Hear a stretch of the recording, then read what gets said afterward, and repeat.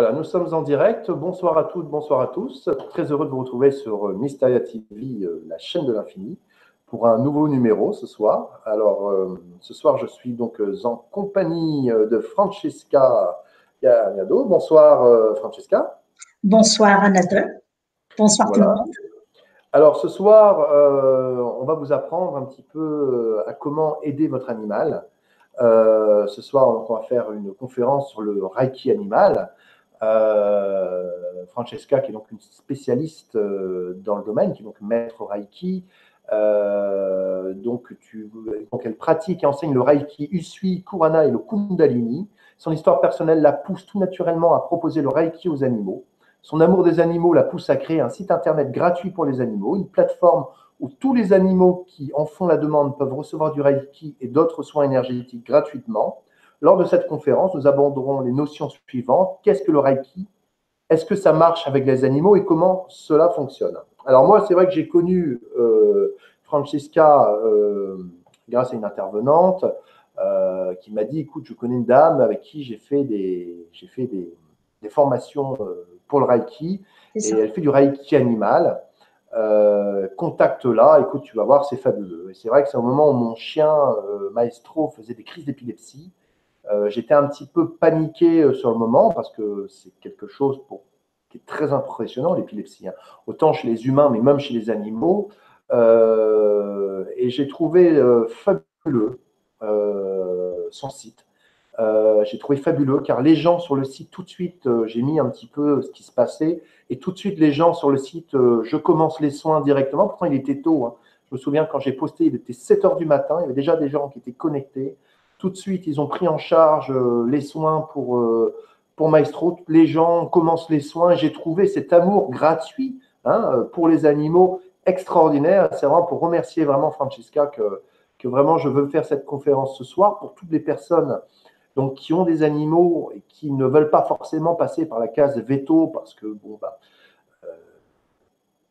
c'est-à-dire que je pense que grâce au Reiki animal, on peut soigner peut-être des choses où on n'aura peut-être pas forcément besoin d'aller voir le veto tout de suite, peut-être de manière peut-être plus naturelle. Puis bon, parce que le veto aussi, ça coûte malheureusement cher et peut-être des fois, quand on a un animal, bon, on n'a peut-être pas toujours les moyens d'aller chez le veto. Et déjà, si on peut trouver peut-être quelques techniques pour le soulager, je trouve ça fabuleux. Voilà, je trouve ça fabuleux. Et puis cet amour que Francesca, vous allez le voir, a des animaux, va vous raconter son histoire qui est fabuleuse. Et puis vraiment, ce site dont Francesca vous parlera tout à l'heure plus en détail, ces gens qui sont vraiment là vraiment à vous donner tout leur temps, tout leur amour pour que votre animal soit sur pied.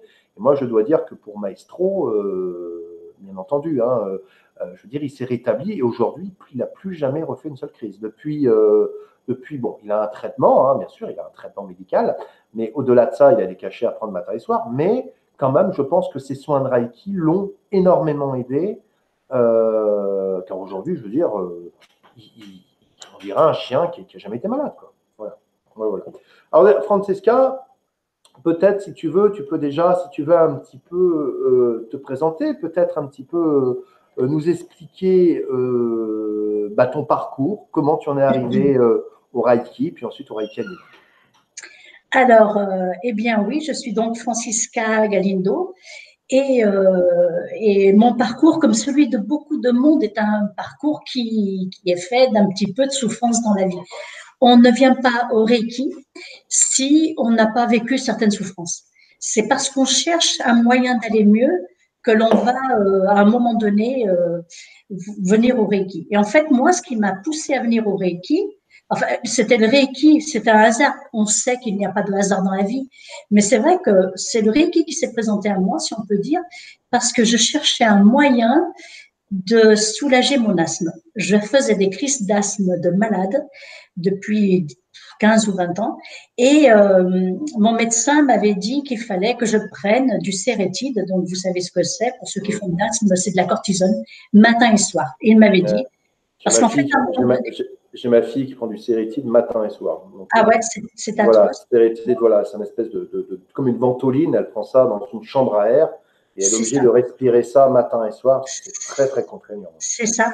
Et moi, ce qui m'avait conduite à avoir ce traitement médical, c'est parce que la ventoline ne faisait plus effet. Et à un moment donné, j'ai vraiment failli mourir. D'ailleurs, quand on est en train de s'étouffer, on choisit la mort, hein. C'est tellement désagréable qu'on dit, mais quand est-ce que ça va se terminer? Et mon médecin m'a sauvé la vie, donc allez bien voir le médecin, ça c'est sûr, hein, ça je vais pas conseiller à quelqu'un d'éviter le médecin, au contraire, au contraire. Donc, je suis allée voir mon médecin qui m'a sauvé la vie avec une piqûre et qui m'a dit, bah, maintenant, la ventoline, en fait, vous en avez trop pris et votre organisme a réagi, ne l'a plus accepté, quoi, en quelque sorte. Donc, sérétide. Et au bout de 10 ans de sérétide, moi, je me posais la question en me disant, mais pourquoi les médecins ne savent pas répondre à ça? Pourquoi l'asthme? Pourquoi est-ce que mon organisme réagit comme ça, etc., etc. Et je me suis dit, c'est pas possible que je sois, parce qu'à l'époque, ce qui se passait, c'est que si j'étais en présence d'un chat, j'aurais pu mourir. On m'aurait enfermé, on aurait voulu me tuer, on m'aurait enfermé dans une pièce fermée avec un chat et je serais morte étouffée. Et à un moment donné, je me suis dit, mais c'est pas possible, je ne peux pas, mon organisme ne peut pas réagir comme ça contre la nature. Il y a un truc qui va pas, il y a un truc qui n'est pas logique. Donc, à partir de là, j'ai cherché un moyen naturel ou autre chose que de la cortisone pour me soigner. Et je suis tombée par hasard sur le Reiki. Et les gens qui pratiquaient le Reiki, qui se soignaient avec le Reiki, en disaient beaucoup de bien. Et je m'étais dit, pourquoi pas? Pourquoi pas? Donc, j'ai cherché différents praticiens. J'ai envoyé des mails à plein de monde. Et puis, j'en ai choisi un qui proposait une soirée d'échange et de partage à Lyon. Donc, je me suis dit, bah tiens, je vais aller le voir et puis je vais voir ce qu'ils en disent et tout, et avoir un soin par les participants qui étaient là.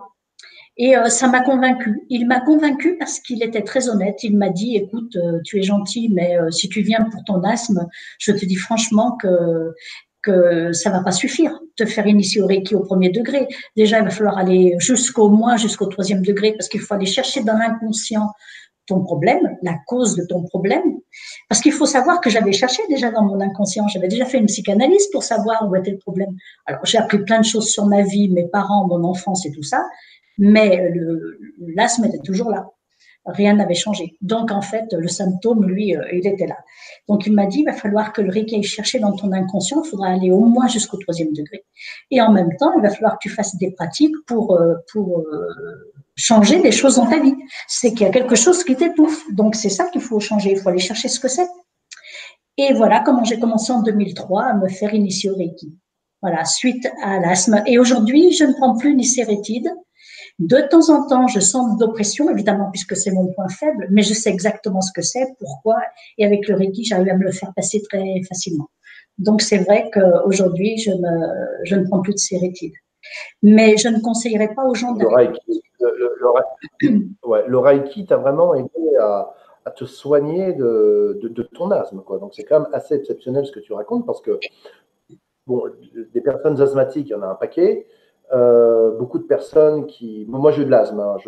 J'ai eu une crise d'asthme à 13 ans. Je m'en souviendrai toute ma vie. J'étais chez ma grand-mère. Elle avait les tapisseries en moquette.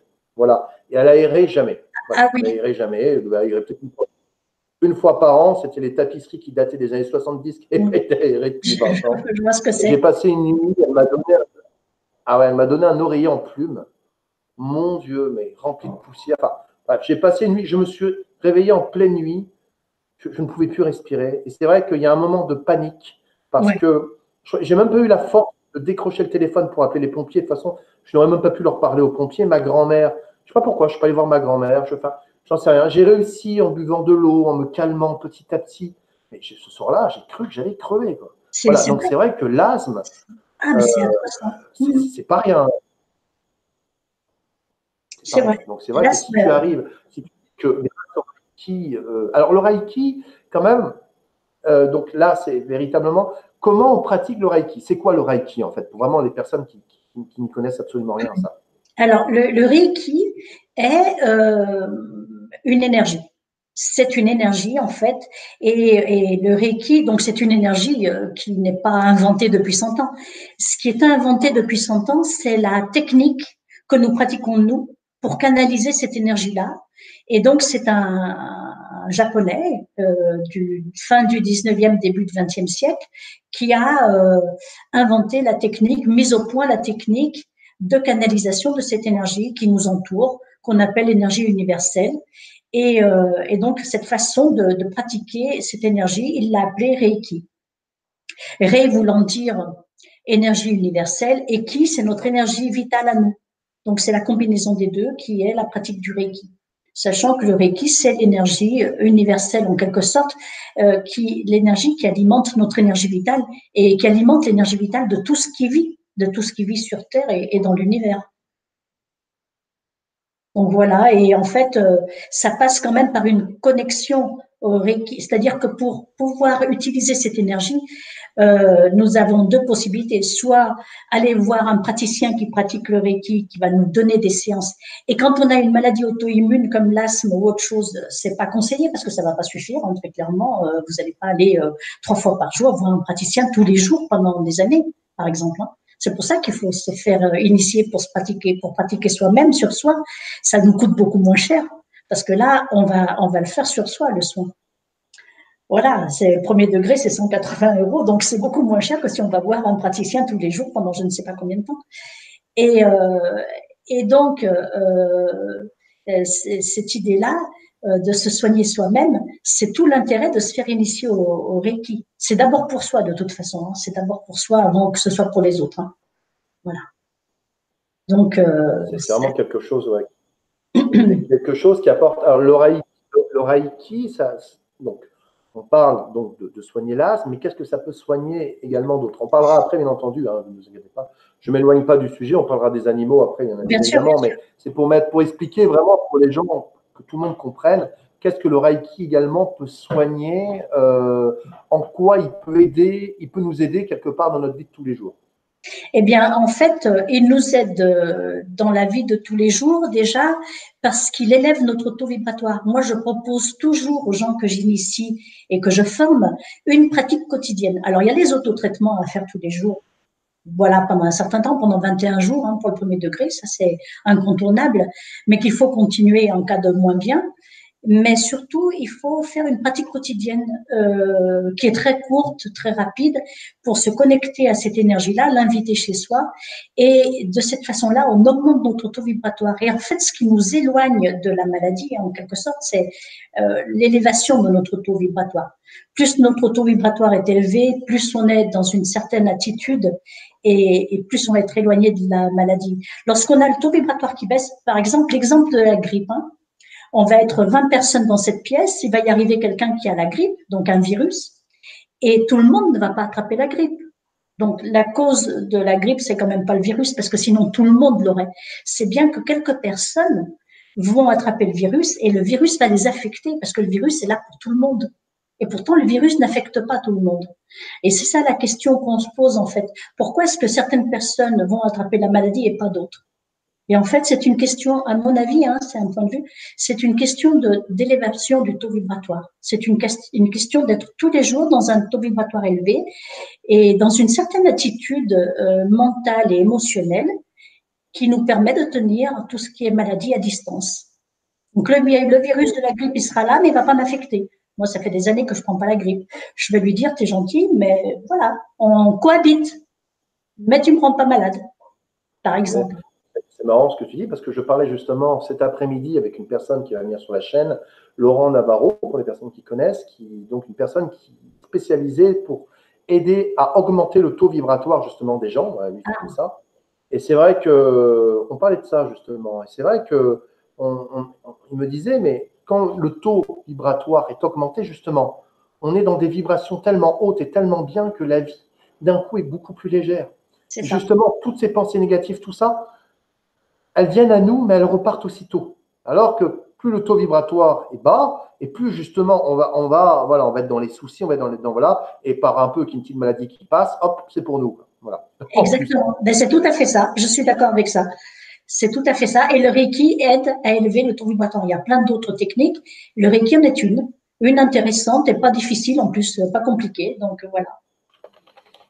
Ouais, tout à fait. C'est vrai que c'est quelque chose de très intéressant. Moi, je sais que donc ma mère, donc Anne Causer, qui a fait du Reiki. Elle m'a dit qu'en faisant du Reiki, elle a eu des flashs, des fois où elle l'a fait. Donc on peut voir des choses également de vie passée, ou je veux dire, ça peut nous reconnecter à autre chose?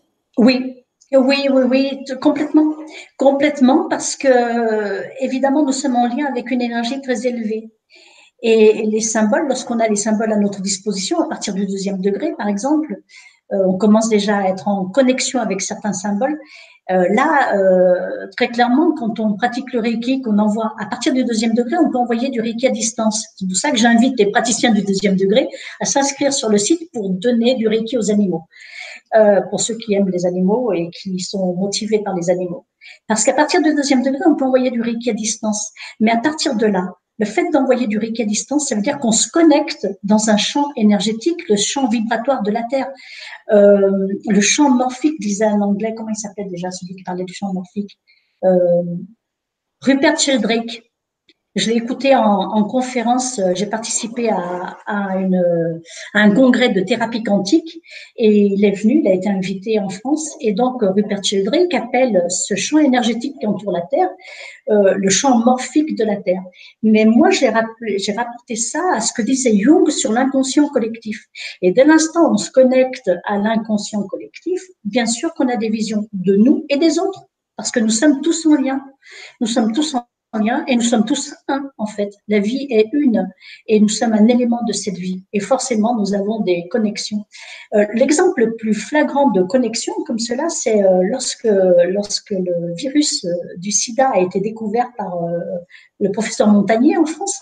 Au même moment, aux États-Unis, une autre équipe a découvert le virus. Donc, il y a eu une petite bagarre, savoir qui l'avait découvert en premier. C'est la France qui a gagné, alléluia ou cocorico, je sais pas. Mais pourquoi ça s'est passé comme ça? Mais parce que les deux équipes travaillaient sur le même sujet et donc il y avait cette connexion. Et en fait, il n'y a pas de distance. C'est la raison d'ailleurs pour laquelle nous pouvons travailler à distance avec le Reiki. Parce que du coup, l'information va très très vite dans ce champ morphique qui entoure la Terre. Et chaque être humain, puisque nous avons tous un champ énergétique, et la Terre a un champ énergétique aussi. D'accord. Alors donc du coup, on va parler donc maintenant un petit peu donc des animaux, puisque c'est un peu le sujet de ce soir. Maintenant qu'on a un petit peu posé les bases du Reiki et de savoir un petit peu en quoi ça consistait et en quoi ça pouvait nous aider. Alors, par rapport aux animaux, donc c'est vrai que les animaux, bon, on a tous, je pense, pour la plupart des gens qui nous écoutent ce soir, même en replay, ou la plupart des gens, tout le monde a un animal de compagnie. Aujourd'hui, c'est quelque chose, tout le monde a soit un chat, soit un chien, soit un petit lapin ou des oiseaux chez soi. Voilà, des souris ou des rats pour les plus malchanceux. Je peux pas dire ça, moi, une souris m'a sauvé la vie quand j'avais 4 ans. Alors... Ah bon, voilà. Mais non, c'est parce que c'est ma phobie, c'est pour ça que je dis ça. Mais disons que à côté de ça, c'est vrai, on a tous voilà les animaux. Puis bon, quand on voit l'amour qu'ils nous apportent, voilà, je veux dire cet amour inconditionnel parce que complètement. c'est vraiment inconditionnel l'amour d'un animal. Moi, je vois mes chiens. Voilà, même je vois mes chiens, je vois les chiens, c'est-à-dire un animal, on voit même des animaux, même c'est triste à dire, mais qui sont maltraités, ils resteront près de leur maître. Ah oui. Jusqu'au bout. Voilà. Ils donnent leur fidélité, leur amour à une personne et ils ne le reprennent pas. Les chats, déjà, ont un côté un peu plus indépendant. Moi, j'ai vu des chats avec un maître et puis d'un coup passer avec un autre parce que le premier. Mais parce qu'ils n'ont pas le même rôle dans la vie. On va y venir un peu, si tu veux bien, parce qu'ils n'ont pas le même rôle dans la vie, ils n'ont pas la même fonction, le chien et le chat. Justement, c'est intéressant. Alors, quelle est la fonction du chien? On va commencer par le chien. La fonction du chien, alors tout le monde dit, enfin tout le monde, moi je ne sais pas, il y en a qui disent que le chien est issu du loup, qu'à un moment donné, donc une certaine catégorie de loups, ont quitté les meutes pour se rapprocher des hommes. Et la question que les gens se posent beaucoup, ceux qui s'intéressent aux chiens, c'est pourquoi est-ce que tout d'un coup un chien a voulu se rapprocher de l'homme? Est-ce que c'était pour la bouffe, la nourriture, etc., etc. Moi je ne crois pas que ce soit ça. Moi je ne crois pas que ce soit ça. Pourquoi? J'ai dit tout à l'heure que les animaux, c'est ma mission de vie. Et en même temps, je communique avec les animaux. Et il a fallu que je vive à l'âge de 4 ans un drame personnel qui n'est pas très grave. Aujourd'hui, avec le recul, on voit bien que c'est pas très grave. Mais lorsque l'enfant le vit, c'est grave. Donc, ce drame personnel m'a rendu mutique pendant 6 mois. Et ce qui m'a rendu, et d'ailleurs, ce serait aujourd'hui, ce serait beaucoup plus grave pour un enfant, parce qu'aujourd'hui, on atterrit vite en hôpital psychiatrique et on est bombardé de médicaments, de psychotropes. À l'époque, non. Donc, j'étais en Espagne, à Barcelone, parce que moi, je suis née à Barcelone. Et les médecins ont dit, bon, elle a eu un petit choc psychologique, on a entouré là d'amour, ça va passer, vous verrez. Et en fait, ce qui m'a fait passer, ce qui m'a rendu la parole, c'est un animal, c'est une petite souris. Donc, je raconte ça dans un livre. Hein, mon livre va être bientôt édité. Sur le moment, enfin, pendant longtemps, je l'ai écrit il y a 2 ans, mon livre avec mon histoire, pour expliquer comment ça m'est venu avec le Reiki, le site et ma légitimité, tout ça. Donc, je l'ai donné jusqu'à maintenant en PDF gratuit. Il va bientôt être édité maintenant. Donc, j'explique dans ce livre ce qui m'est arrivé. En fait, ce qui m'est arrivé, c'est qu'une petite souris, parce que pour communiquer avec les animaux, il faut être en rythme alpha, en rythme cérébral alpha, ça c'est clair et net, parce que les animaux sont toujours en rythme cérébral alpha. Un animal ne fait pas comme nous, il discute pas, il n'est pas en bêta.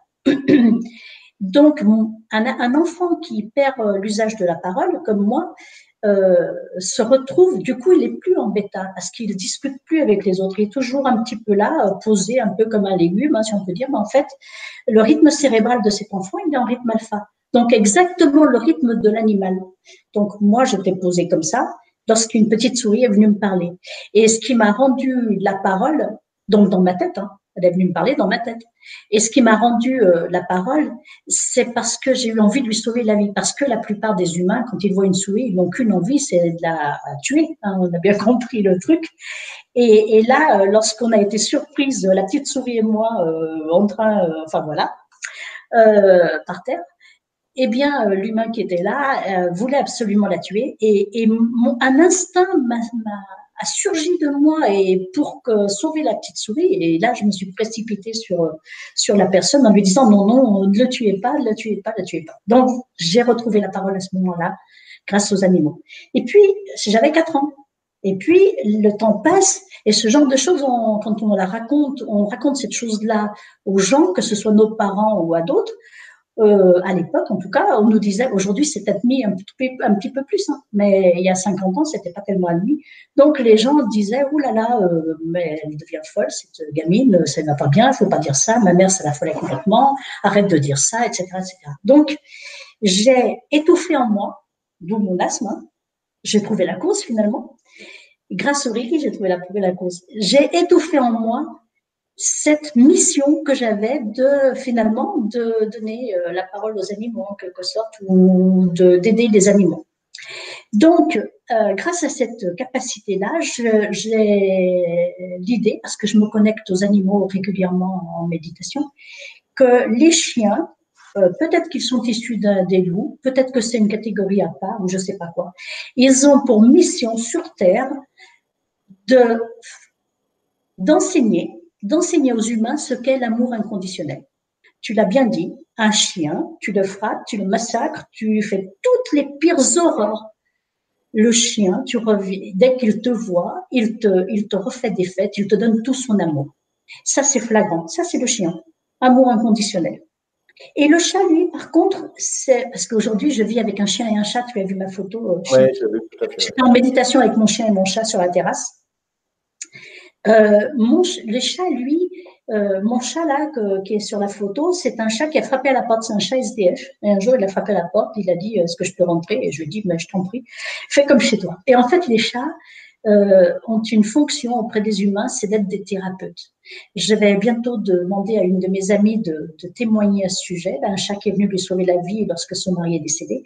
En fait, ce sont des thérapeutes. Ils viennent chez les humains parce qu'ils ont quelque chose à faire pour les aider. Et ça se passe sur un plan très subtil, très, très subtil.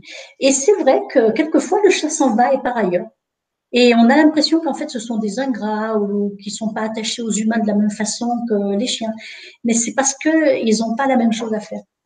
Et ils vont toujours aller vers des humains qui ont besoin, à condition que l'humain soit prêt à accueillir un chat, vers des humains qui ont besoin d'eux.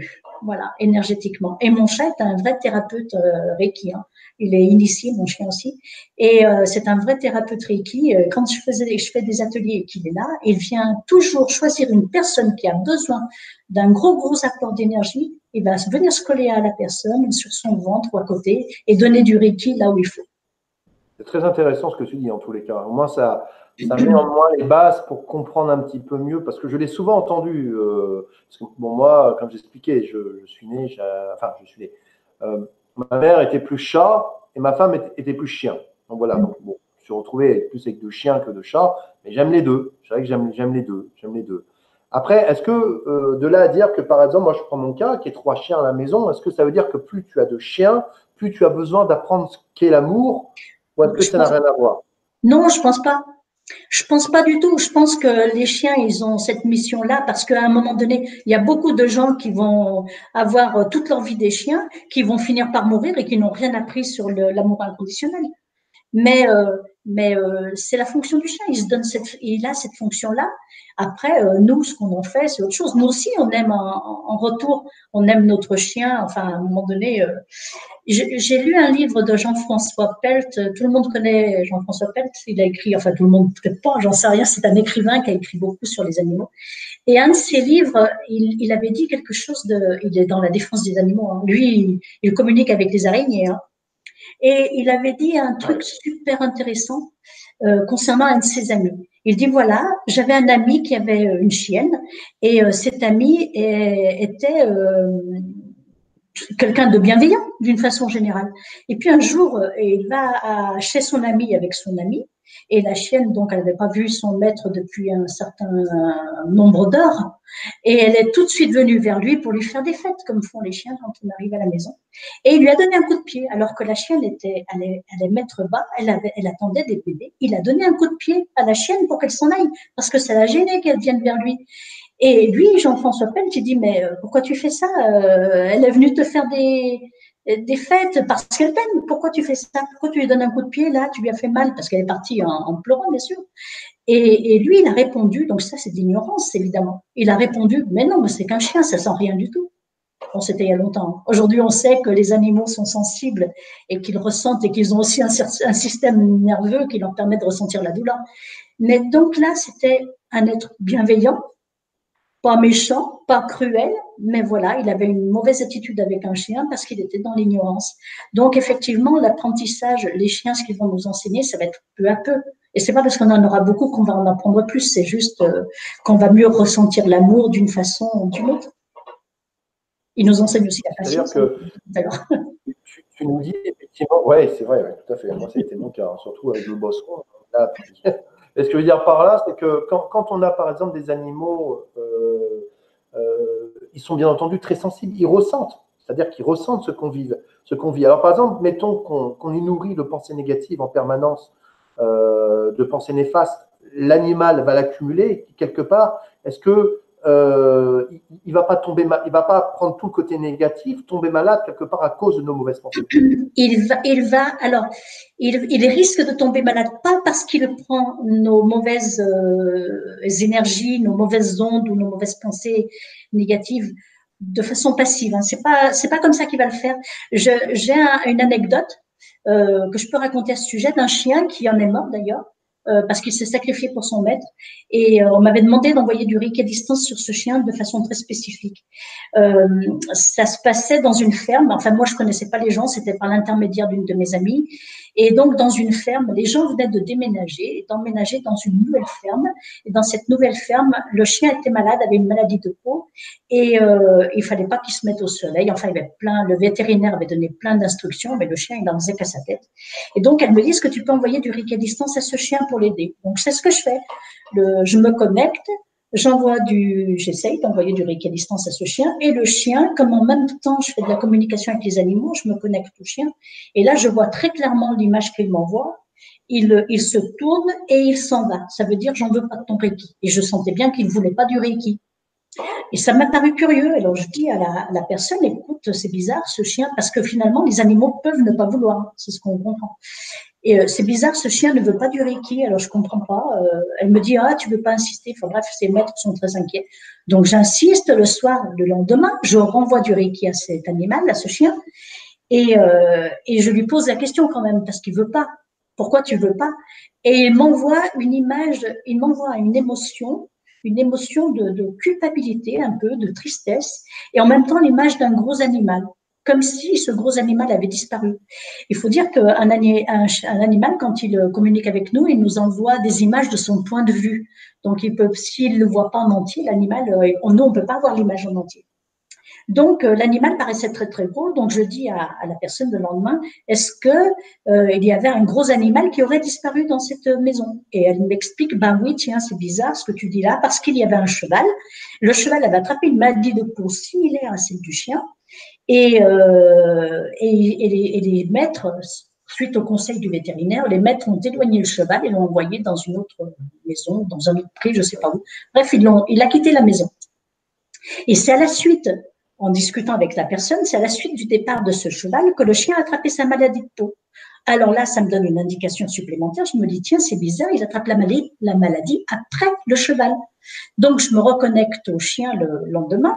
Là, j'essaie même plus de lui envoyer du Reiki, mais j'entre en communication avec lui pour lui demander pourquoi il ne veut pas se soigner.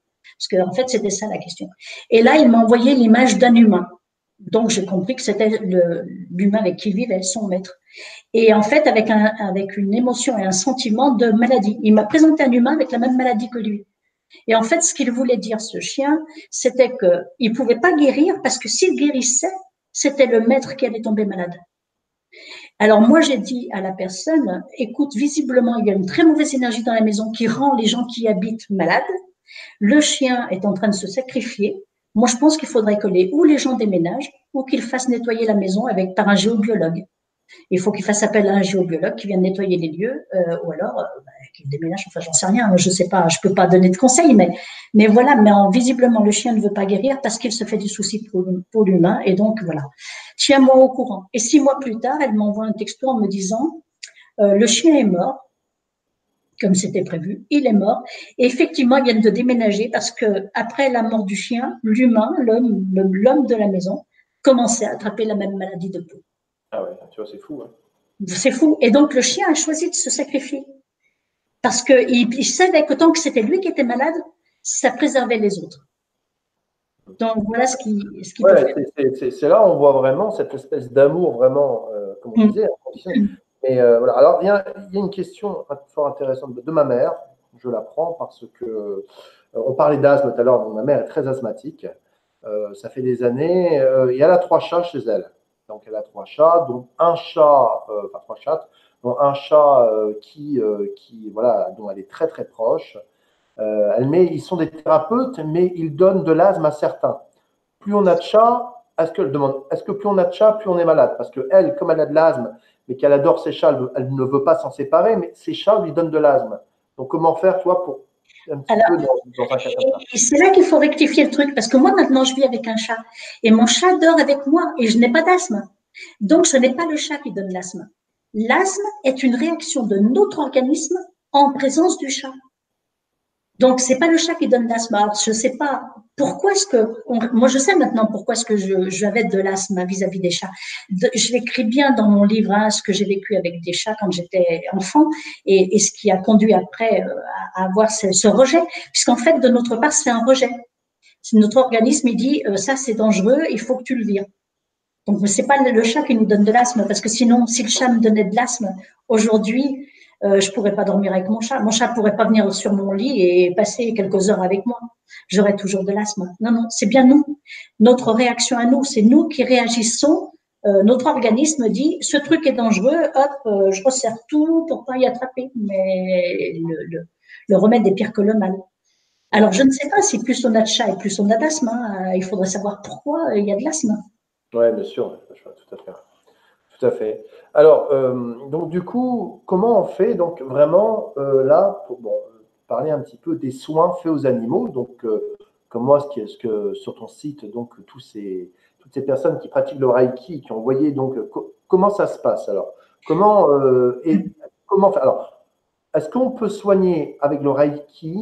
Est-ce qu'on peut soigner toutes sortes de maladies pour son animal? Ou alors est-ce que simplement le Reiki soulage la douleur, mais en aucun cas soigne l'animal? Alors, le Reiki soigne potentiellement tout, potentiellement. Mais comme je disais tout à l'heure, il faut que le receveur, que ce soit un animal ou un humain, soit d'accord.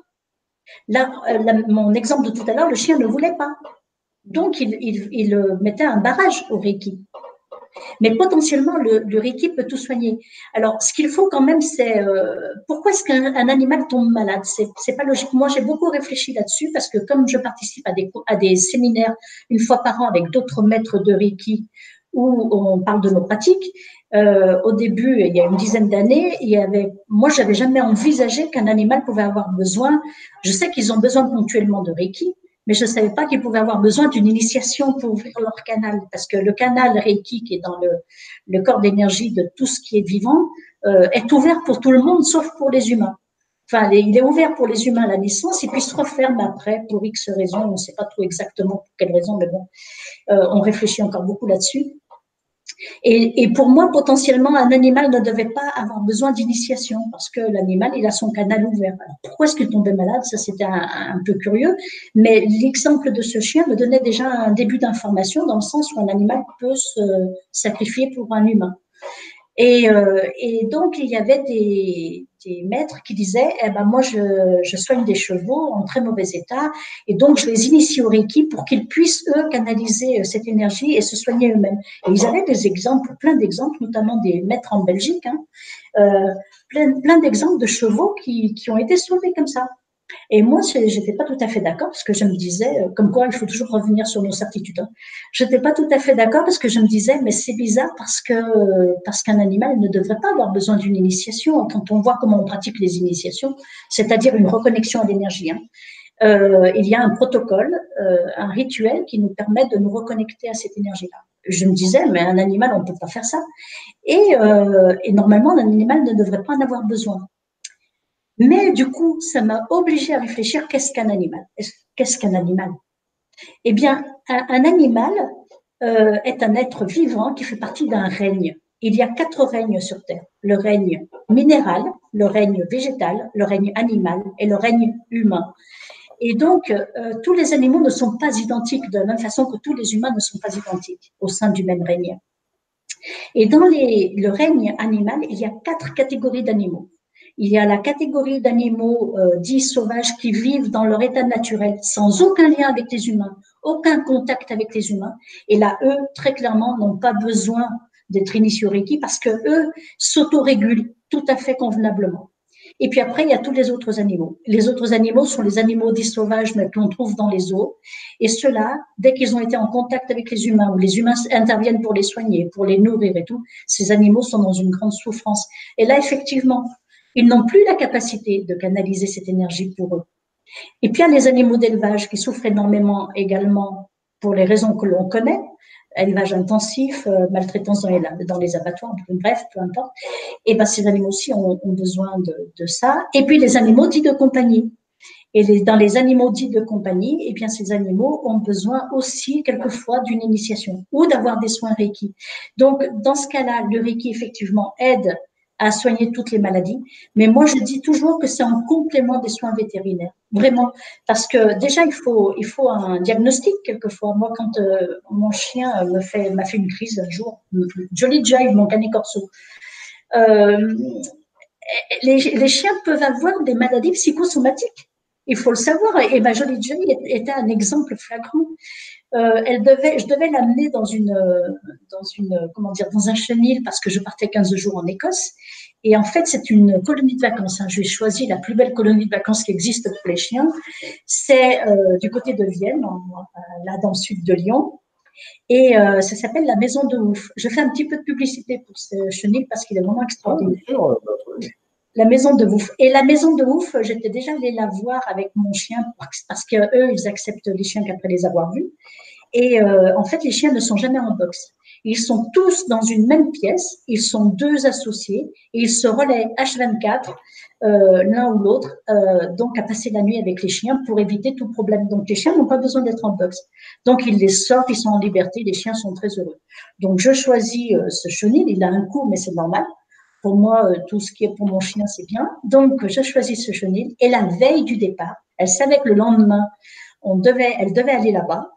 Elle me fait un coup de moins bien, mais c'est pas une crise d'épilepsie, mais presque, elle était paralysée, elle pouvait plus bouger. J'ai dit, ça m'a inquiété, j'ai dit mince, et là, je l'ai amenée chez le vétérinaire. J'ai pas tenté de lui donner du Reiki parce qu'il fallait que j'aie le diagnostic. Qu'est-ce qu'elle a? Donc, je l'ai amené. Donc, le Reiki, pour moi, c'est toujours un complément des soins vétérinaires.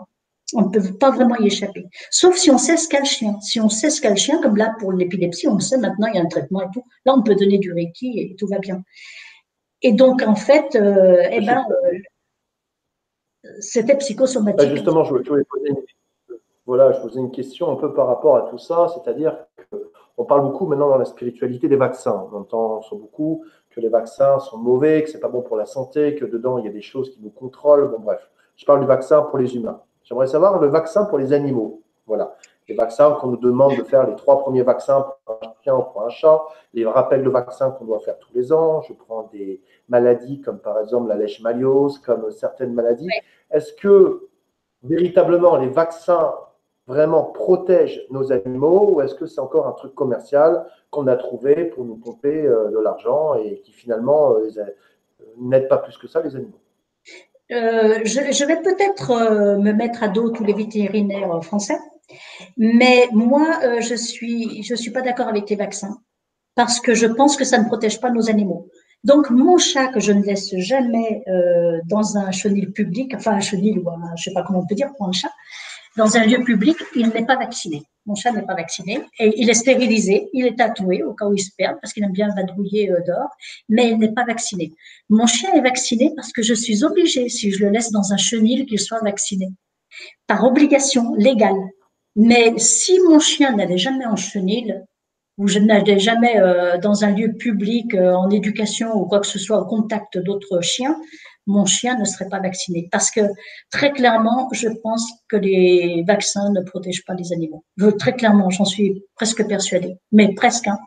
Il y a toujours un petit doute. C'est-à-dire que moi je prends par exemple un petit peu des cas différents. Moi je prends par exemple mes grands-parents qui avaient des chiens de chasse. Alors on va me dire oui mais les chiens de chasse sont plus résistants. Peut-être, hein, je ne sais pas, je ne connais pas. Mais je sais qu'ils n'ont jamais été vaccinés. C'est des Bien chiens qui sûr. sont morts à 13, 14 ans. Et puis des chiens qui étaient vaccinés, que j'ai entendu dans d'autres histoires, qui sont morts très jeunes. Alors, euh, après, moi, je sais que quand j'ai voulu mettre mes chiens en chenil pour partir en vacances, on nous demandait la toux du chenil. C'est également un autre vaccin encore pour pas qu'ils se refilent les rhumes et des choses comme ça. Je pense que, ben, parce que quelque part, bon, les animaux, l'animal bon, est domestique. Aujourd'hui, il y a même des animaux sauvages qu'on peut même quelque part adopter. On a vu, hein, on voit des vidéos qui tournent sur Facebook, on voit des gens qui adoptent des renards, ce qui est Oui, extraordinaire. oui. Je trouve ça fabuleux. Ah, je vois des gens qui adoptent des renards, c'est vrai que voilà, mais je vois des renards, bon, c'est vrai, vraiment, est-ce qu'on a besoin vraiment, c'est ça, les vaccins, est-ce que véritablement, après c'est une question, hein, moi je ne suis pas vétérinaire, voilà, c'est Moi, vraiment un sujet sur lequel je me pose la question, quoi. moi, très clairement, si mon chien ne devait pas aller dans un lieu public, en chenil, je ne le vaccinerai pas. Moi, c'est ce que je ferai avec mon chien. Mon chat, je ne l'ai pas vacciné parce que je ne l'amène pas dans un lieu public. Parce que quand je pars en vacances, c'est quelqu'un de la famille ou des amis qui me le gardent. Mon chien, bon, étant donné que, vu la taille, hein, c'est un canet corso et c'est un peu difficile avec d'autres chiens. La mienne est très joueuse, donc elle a vite fait de pouvoir renverser quelqu'un, hein, vu les poids qu'ils font, les canets corso. Mais donc, du coup, je trouve un beau chenil. Mais là, il faut la toux du chenil, il faut la rage, il faut enfin tous les vaccins habituels. Mais si elle ne devait pas y aller, je la vaccinerai pas. Parce que je ne suis pas persuadée que c'est nécessaire. Donc, je la vaccinerai pas. Voilà. De la même façon que moi, je ne suis pas vaccinée. Pour rien. Oui, ouais, ben voilà, ouais, c'est ça. Ouais, C'est ça. et après, c'est vrai que ouais, les vaccins, moi aussi, je sais que j'ai un canet corso, c'est pareil. C'est des sacrés molosses. Des chiens d'ailleurs, j'avais très peur de ces chiens au départ, hein. La première fois que j'ai vu un canet corso, derrière Ils sont il était dans impressionnants. une propriété et il s'est jeté de tout son corps sur le grillage. Bon, ça m'a fait peur. Je dis, oula. Et Ouais. aujourd'hui, le mien, il est très impressionnant, hein. Il fait 68 kilos de muscles. Ah ouais, quand même. Hein. Et en plus, comme il ressemble au Rottweiler au niveau de la mâchoire, souvent Ouais. d'ailleurs, les gens confondent un peu les Kenneck avec les Rottweiler parce que c'est un petit peu le même gabarit, un peu la même tête. Mais je veux dire, c'est des amours. Moi, mon chien, Ah, je peux l'amener oui. partout, à la plage, et il peut rencontrer n'importe quel chien, chat. Il ne connaît pas. Par contre, du moment où il est dans la maison et que la porte est fermée et qu'il y a quelqu'un qui est derrière la porte, alors là, on a affaire à un chien d'attaque. Il est derrière la porte, oh, puis Mais c'est tout à fait. oh, et puis vraiment, Oui, mais parce que les canets corso, ce c'est sont des rigolo. C'est chiens. là, Oui, parce que c'était leur travail. Ce sont des chiens qui ont accompagné les légions romaines à l'époque de Jules César pour garder les campements. Donc, ce sont d'accord, vraiment des chiens de garde. Et ils font leur travail de chien de garde dès qu'ils sont dans un lieu où qu'ils doivent garder, en fait. Et c'est vraiment, alors qu'ils feraient aucun mal, hein, c'est sûr. Mais ils sont très impressionnants parce qu'ils font vraiment, la mienne, non, elle se c'est jette. ça. Mais c'était aussi, ouais. C'est vrai que même on s'en servait également, on s'en servait également pour les lions dans le cirque, Maxime. On Ah, mettait 10 canets corso autour des lions pour que les lions retournent dans leur cage. Ah ah non, oui, c'est des sacrés molosses, hein. Mais par ah, contre, voilà, ils sont adorables. D'ailleurs, je sais pas, vous n'entendez peut-être pas. J'ai le mien qui est en train de ronfler depuis tout à l'heure, là. Ouais. Il ronfle et puis il est en train de m'intoxiquer aussi, c'est son plaisir le soir. Ah, ils sont terribles. Bon, en tous les cas, voilà, donc donc pour le Reiki, donc comment le Reiki, on le pratique? C'est-à-dire que, est-ce que le Reiki, donc pour un animal, hein, j'entends, quelqu'un te contacte, voilà, j'ai besoin d'un soin, est-ce que tu pourrais faire du Reiki sur mon animal à distance? Donc le Reiki, ça se pratique comment? Sous forme de méditation, sous forme de pensée? alors, Comment on en arrive à faire tout ça? déjà, il y a les deux possibilités de faire un soin à un animal, c'est en direct ou à distance. En direct, j'ai eu donné des soins à un chien en direct, c'était un American Staff, très impressionnant, hein. Les American Staff sont très impressionnants parce qu'ils ont une tête très carrée, ils sont plus trapus que les canets corso et vraiment une grosse tête par rapport à leur corps. Donc, très impressionnant, l'Amstaff, là. Et en plus de ça, il avait un gros problème neurologique qui lui faisait avoir des douleurs au niveau du train arrière. Donc, quand on va, et la maîtresse voulait que je donne un soin à son chien en direct. Donc, moi, il n'y a pas de problème pour ça. Il faut le sentir, hein. C'est pas tous les praticiens Reiki qui vont pouvoir faire ça, hein. Mais quand on est praticien Reiki, il faut vraiment être initié au Reiki, sinon c'est pas du Reiki qu'on va te transmettre, hein. Parce que nous, on n'est qu'un intermédiaire. On met en contact la personne ou l'animal qui reçoit le Reiki avec le Reiki. Donc, pour un animal, très clairement, ce qu'il faut faire, c'est lui proposer. On ne peut pas venir et poser les mains sur le chien, dire attends, viens, mon gars, je te pose les mains sur toi et je te donne du Reiki. Non, non, là, il faut vraiment être soi-même détendu, donc avoir fait sa pratique quotidienne, être détendu et être sans aucune attente et proposer. Donc, pour proposer, c'est proposer les mains et dire au chien, voilà, je te propose du Reiki, donc mentalement, hein, on peut le dire, ou avec nos paroles aussi, on aime bien parler aux chiens, nous, donc on va leur dire, voilà, est-ce que tu veux venir prendre du Reiki? Et à partir de là, du fait qu'on a fait notre pratique quotidienne, on sent d'ailleurs, dès que j'en parle, moi, je sens mes mains qui commencent à vibrer parce que le Reiki sort par les paumes des mains. Et là, le chien va le sentir et va venir s'il veut. Et il faut le laisser faire, c'est lui qui fait le soin. Il va venir poser l'endroit de son corps qui a besoin de Reiki. Alors, ce qu'il faut savoir, c'est que pour un humain, ça va durer 1 heure ou 1 heure et demie, et pour un animal, ça va être beaucoup plus rapide. Beaucoup plus rapide. C'est-à-dire que le chien va venir, va poser sa tête, son derrière, sa cuisse, son dos, hop, ça va durer 10 minutes, c'est bon. Ça, c'est un soin Reiki en direct. Donc, on propose, l'animal vient, va venir chercher, et donc là, il va prendre. En fait, on ne donne rien finalement. Il prend le Reiki dont il a besoin. Ça, c'est en direct. Et à distance, D'accord. Donc comment ça marche? automatiquement, le chien le reçoit, c'est-à-dire qu'il sait qu'on est en train de travailler énergiquement sur lui à ce moment-là. Il le sent. C'est un ressenti. C'est une perception de la part du chien. Et on lui propose, et donc il vient parce qu'il sent que ça sort. Il sent que l'énergie sort et il peut venir la capter. Mais j'ai un exemple, j'avais fait une petite vidéo avec ça. J'avais, avant d'avoir mon chien et mon chat, j'avais des petits chiens, là ils viennent plus, mais j'avais tout un tas de petits chiens, de petits chats errants qui venaient dans mon jardin et moi je leur donnais des croquettes. Et un jour, il y a un petit chat ils étaient très maigres, hein, évidemment, ils n'étaient pas nourris.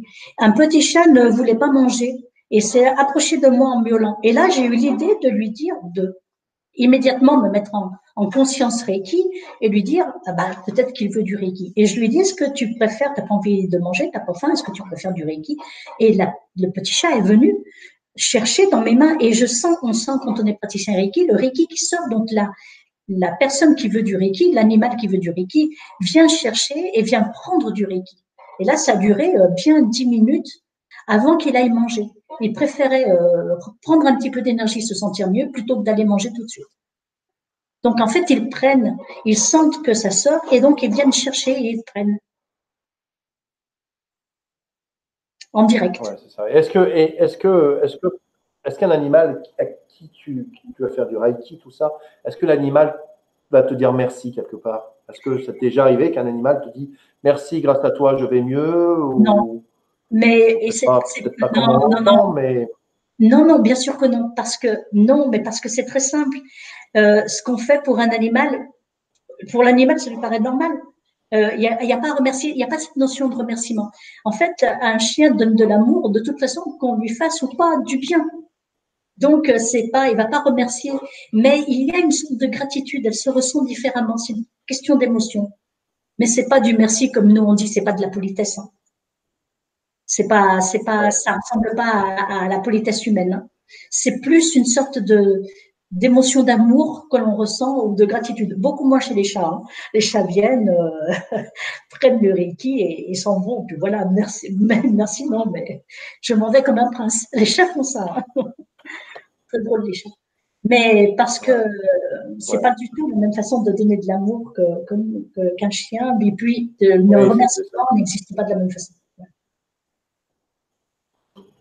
Alors du coup, également, bon, je vois qu'il y a pas mal de personnes qui posent un petit peu ces questions-là par rapport un petit peu à la nourriture. Parce que c'est vrai qu'on entend beaucoup bon, dans les élevages, moi c'est vrai que pour mes chiens, j'ai tous pris en élevage quasiment, pour les deux du moins, on nous parle de nourriture. Donc on nous parle de nourriture, bon, la nourriture pour les animaux, il y a tous les prix. Hein. Si vous allez chez Royal Canin, vous pouvez facilement payer un sac de 16 kilos, 70-80 euros. Puis après, bon, il y a des gens qui, bon, après, selon leurs moyens, vont préférer donner des friskies ou donner des croquettes de supermarché. Véritablement, est-ce que, bon, enfin, je suppose c'est un petit peu comme tout, mais qu'est-ce que tu conseilles au mieux véritablement de donner à manger aux animaux? Est-ce que même c'est peut-être de la viande pour animal?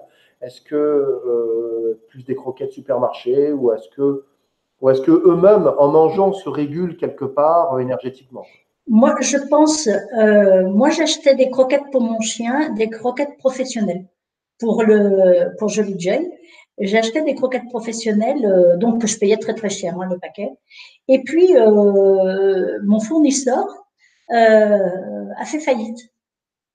Mon fournisseur a fait faillite et un autre fournisseur a pris l'entreprise, si on peut dire. Il m'a proposé des croquettes. Lorsque j'ai des croquettes bien mieux, moins chères, achetées, je sais pas où. Enfin, bref, il me vendait l'article bien.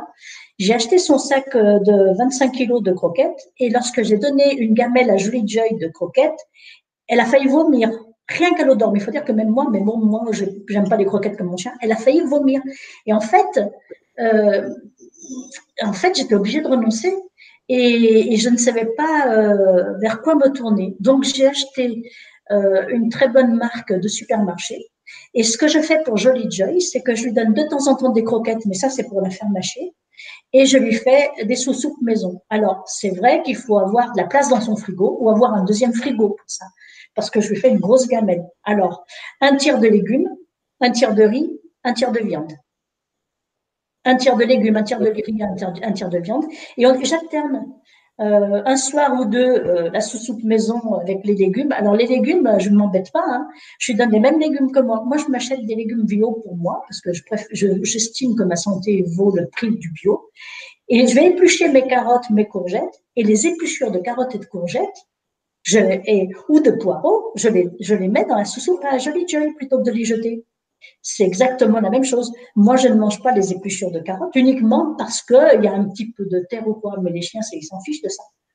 Les épluchures de courgettes, c'est pareil. C'est parce que c'est un petit peu plus amer. Sinon, on mange bien les épluchures de courgettes. On mange les courgettes sans les éplucher, les carottes aussi. Donc, j'utilise mes épluchures de légumes, courgettes, carottes ou poireaux, les petites feuilles de poireaux qui sont moins belles, par exemple, que j'enlève. Et avec ça, je fais donc un repas pour mon chien avec un tiers de riz, un tiers de viande et un tiers de légumes.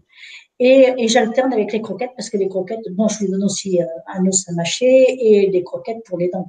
Voilà. pour le faire mâcher. Mais c'est vrai que je ouais. fais pas très attention maintenant à la marque de croquettes puisque je me suis fait avoir pour des croquettes qui l'ont très clairement, j'ai essayé de lui donner plusieurs fois de suite et non, le chien sait hein, quand c'est pas bon. Donc elle a failli. Ouais, c'est vrai. Bah, Donc moi, je voilà. sais que pour les miens, pour les croquettes, ils ont à manger à volonté. Ça peut paraître assez étrange pour trois gros molosses comme ça. Mais c'est-à-dire qu'au départ, ils avaient un repas par jour et quand je donnais le soir, ils se jetaient sur la gamelle. Ouais. Et ma femme avait un peu peur qu'il y ait des retournements d'estomac. C'est Et vrai, du c'est coup, vrai. maintenant, voilà, maintenant, c'est-à-dire qu'ils, bizarrement, de donner à volonté. Alors, les 3-4 premiers jours, ils vont faire que manger, manger, manger. Il y a un moment donné, ils se régulent, quoi. Il y C'est a un vrai. moment donné, c'est assez étrange. Le chien se régule, il mange plus. Voilà, et moi, je sais que voilà, ils mangent un petit peu, c'est assez rigolo parce qu'ils mangent un peu comme nous. Ils prennent le petit déjeuner avec nous, ils vont manger quelques croquettes dans la gamelle, le midi, le soir. Mais je veux dire, on ne peut pas dire qu'ils soient toute la journée à manger. Bon, Non. quand on les voit tous les trois, ils sont bien nourris. Hein, on sent que c'est pas des, on sent qu'ils sont pas en manque de nourriture. Mais après, c'est vrai qu'il y a des combines. Hein, pour trouver, il y a des sites. Hein, moi, je pourrais vous donner en privé. Hein, j'achète sur un site où il est beaucoup moins cher, Je veux bien, oui. tout en restant des bonnes croquettes. D'accord, bah, je veux bien, oui. Voilà, je pourrais vous Mm. donner. Pour les gens qui s'intéressent dans le chat, vous pouvez me contacter. Je ne vais pas, bon, je pas faire de pub non plus, donc je ne vais pas non plus balancer le site comme ça en live, en direct, mais pour les gens que ça Ah intéresse, oui, oui. vous pouvez me contacter, je peux vous donner le lien en privé. Voilà, les croquettes sont beaucoup moins chères. On peut payer par PayPal en Ah plus, donc ouais, c'est c'est quand même bien. assez sympa. Ouais, c'est pratique et puis c'est livré dans toute la France, donc c'est Ah, vraiment bien à ce niveau-là. Mais c'est vrai que, après, c'est vrai que c'est un coût. C'est un coût. Moi, c'est vrai que sans ce site-là, parce que moi, vous voyez, pour trois gros chiens comme ça me coûte 75 euros par ah mois oui, de croquettes. J'achète 4 gros sacs de 20 kilos. ah ouais. Voilà. Donc, je veux Non, dire, ça c'est vaut le tout à coup. fait, c'est rentable. Ah C'est oui, oui, c'est rentable sûr, parce ça vaut que le coup. Ah sinon, bah ça m'intéresse, oui, parce que ma soeur, elle a 3 labradors, 4 labradors chez elle. Ça lui fera du bien aussi, hein, parce que les labradors, c'est ah pareil. ouais, parce que quand on est obligé de, quand je vois certaines personnes, même au départ pour Loki, pour mon Terre-Neuve, tout au départ, bon, je ne connaissais pas ce site-là, et j'achetais donc chez le vétérinaire, j'achetais le paquet de croquettes, c'était 72 euros la semaine, quoi. Oui, c'est 72 ça. euros par semaine, rien que pour le Terre-Neuve. Donc Oui, après, quand vous vous retrouvez avec trois chiens, alors après, c'est vrai que les gens viennent vous dire, bah ouais, mais bon, si on prend des animaux, il faut les assumer. Alors effectivement, je suis d'accord avec vous. Mais il y a des fois où, bon, moi, je me suis retrouvé, si vous voulez, avec trois chiens, malgré moi, malgré tout. Voilà, c'était pas le Terre-Neuve, c'était voulu. Les deux autres, bon, c'était voulu aussi, mais bon, ça a été des concours de circonstances qui fait que je me suis retrouvé avec trois chiens. Bon, voilà. Et c'est vrai que des fois, je prends ma mère, c'est pareil. Elle s'est retrouvée avec 7 chats du jour au lendemain.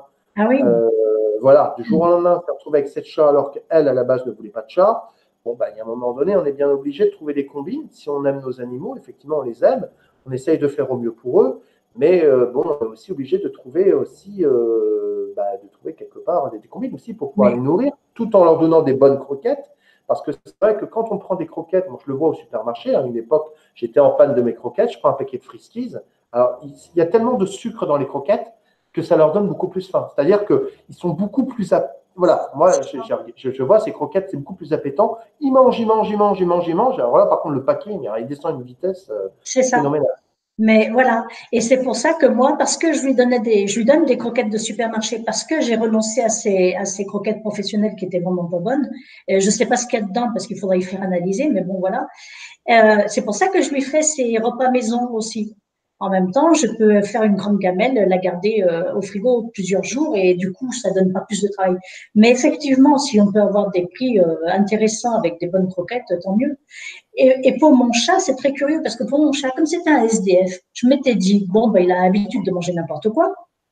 Donc, je lui ai acheté des croquettes de supermarché et je lui donne une petite, parce que les chats s'hydratent beaucoup moins que les chiens, donc ils boivent moins d'eau. Donc, je lui donne une petite pâtée en sauce par jour.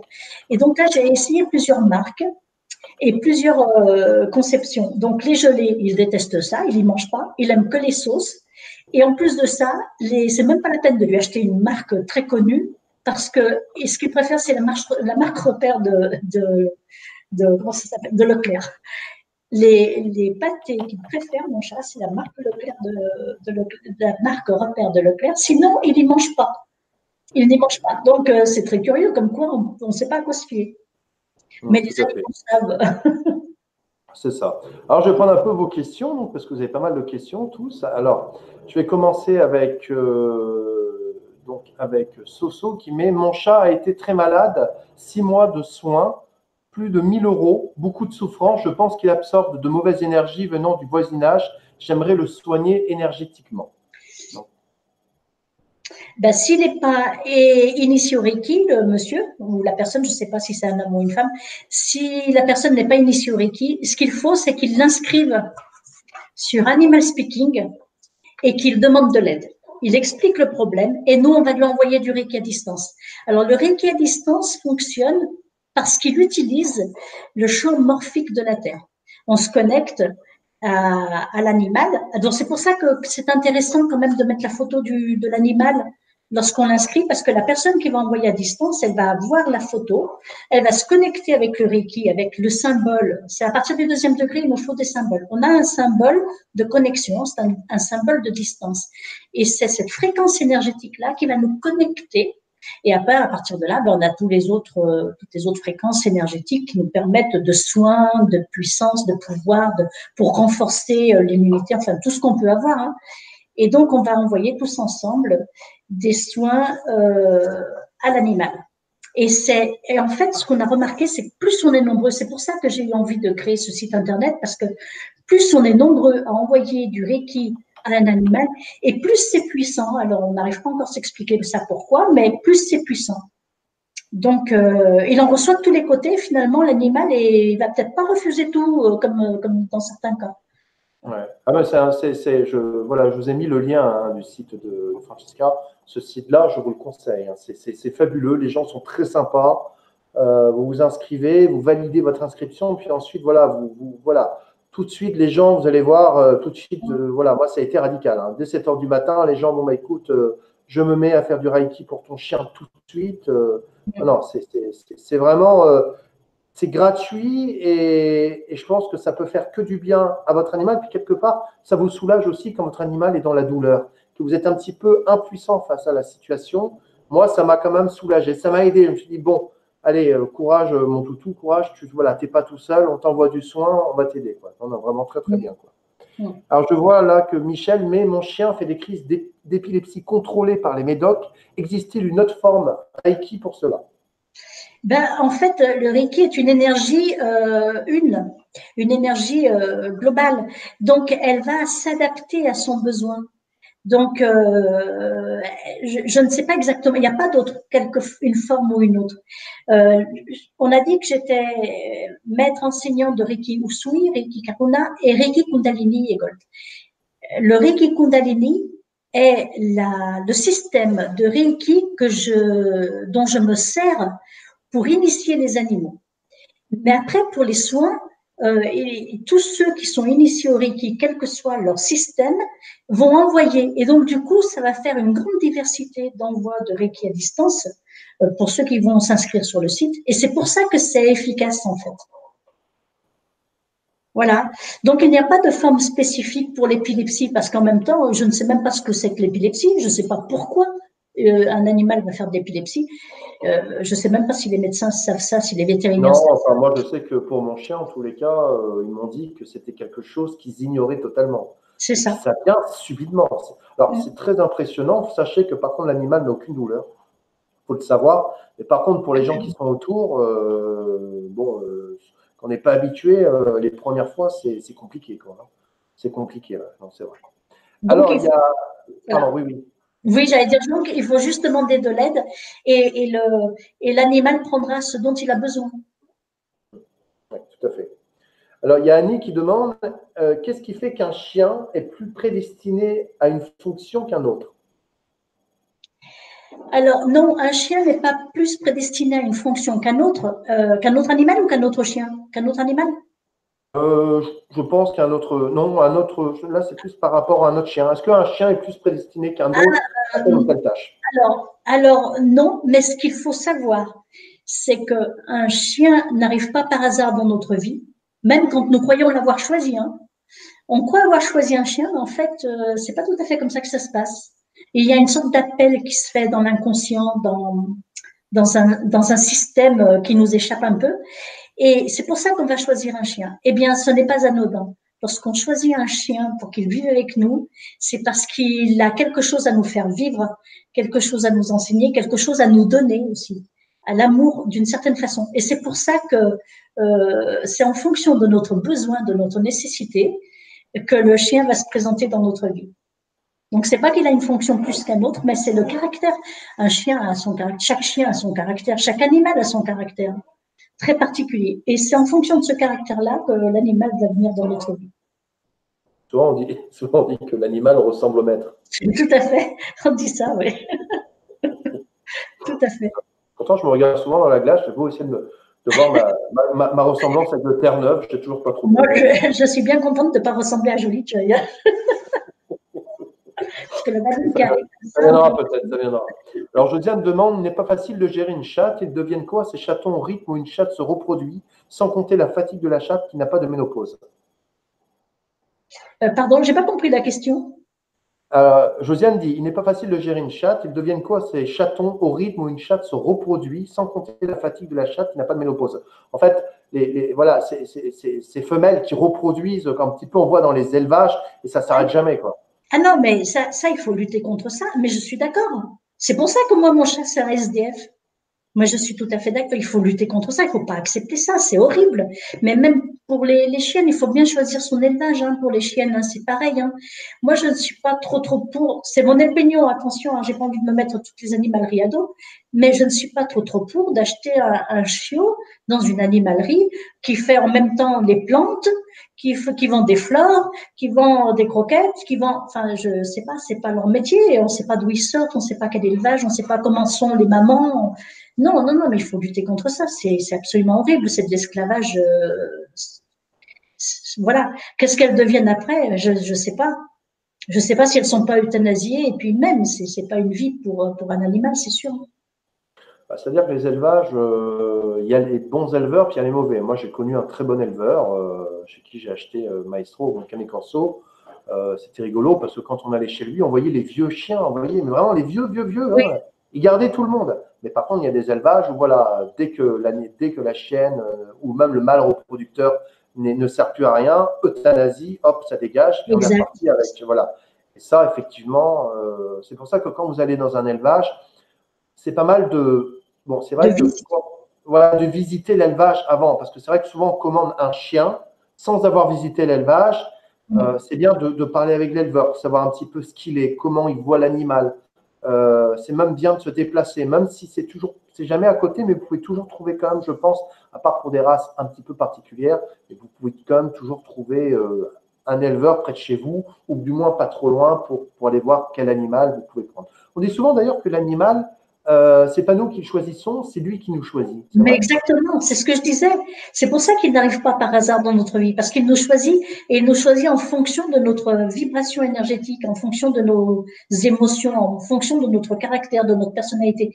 Ils ont une sensibilité très subtile, les animaux. Et c'est pour ça, même tout bébé, hein. Moi, il y avait 15 bébés, la maman, elle avait eu 15 bébés quand j'ai eu Jolie Joy.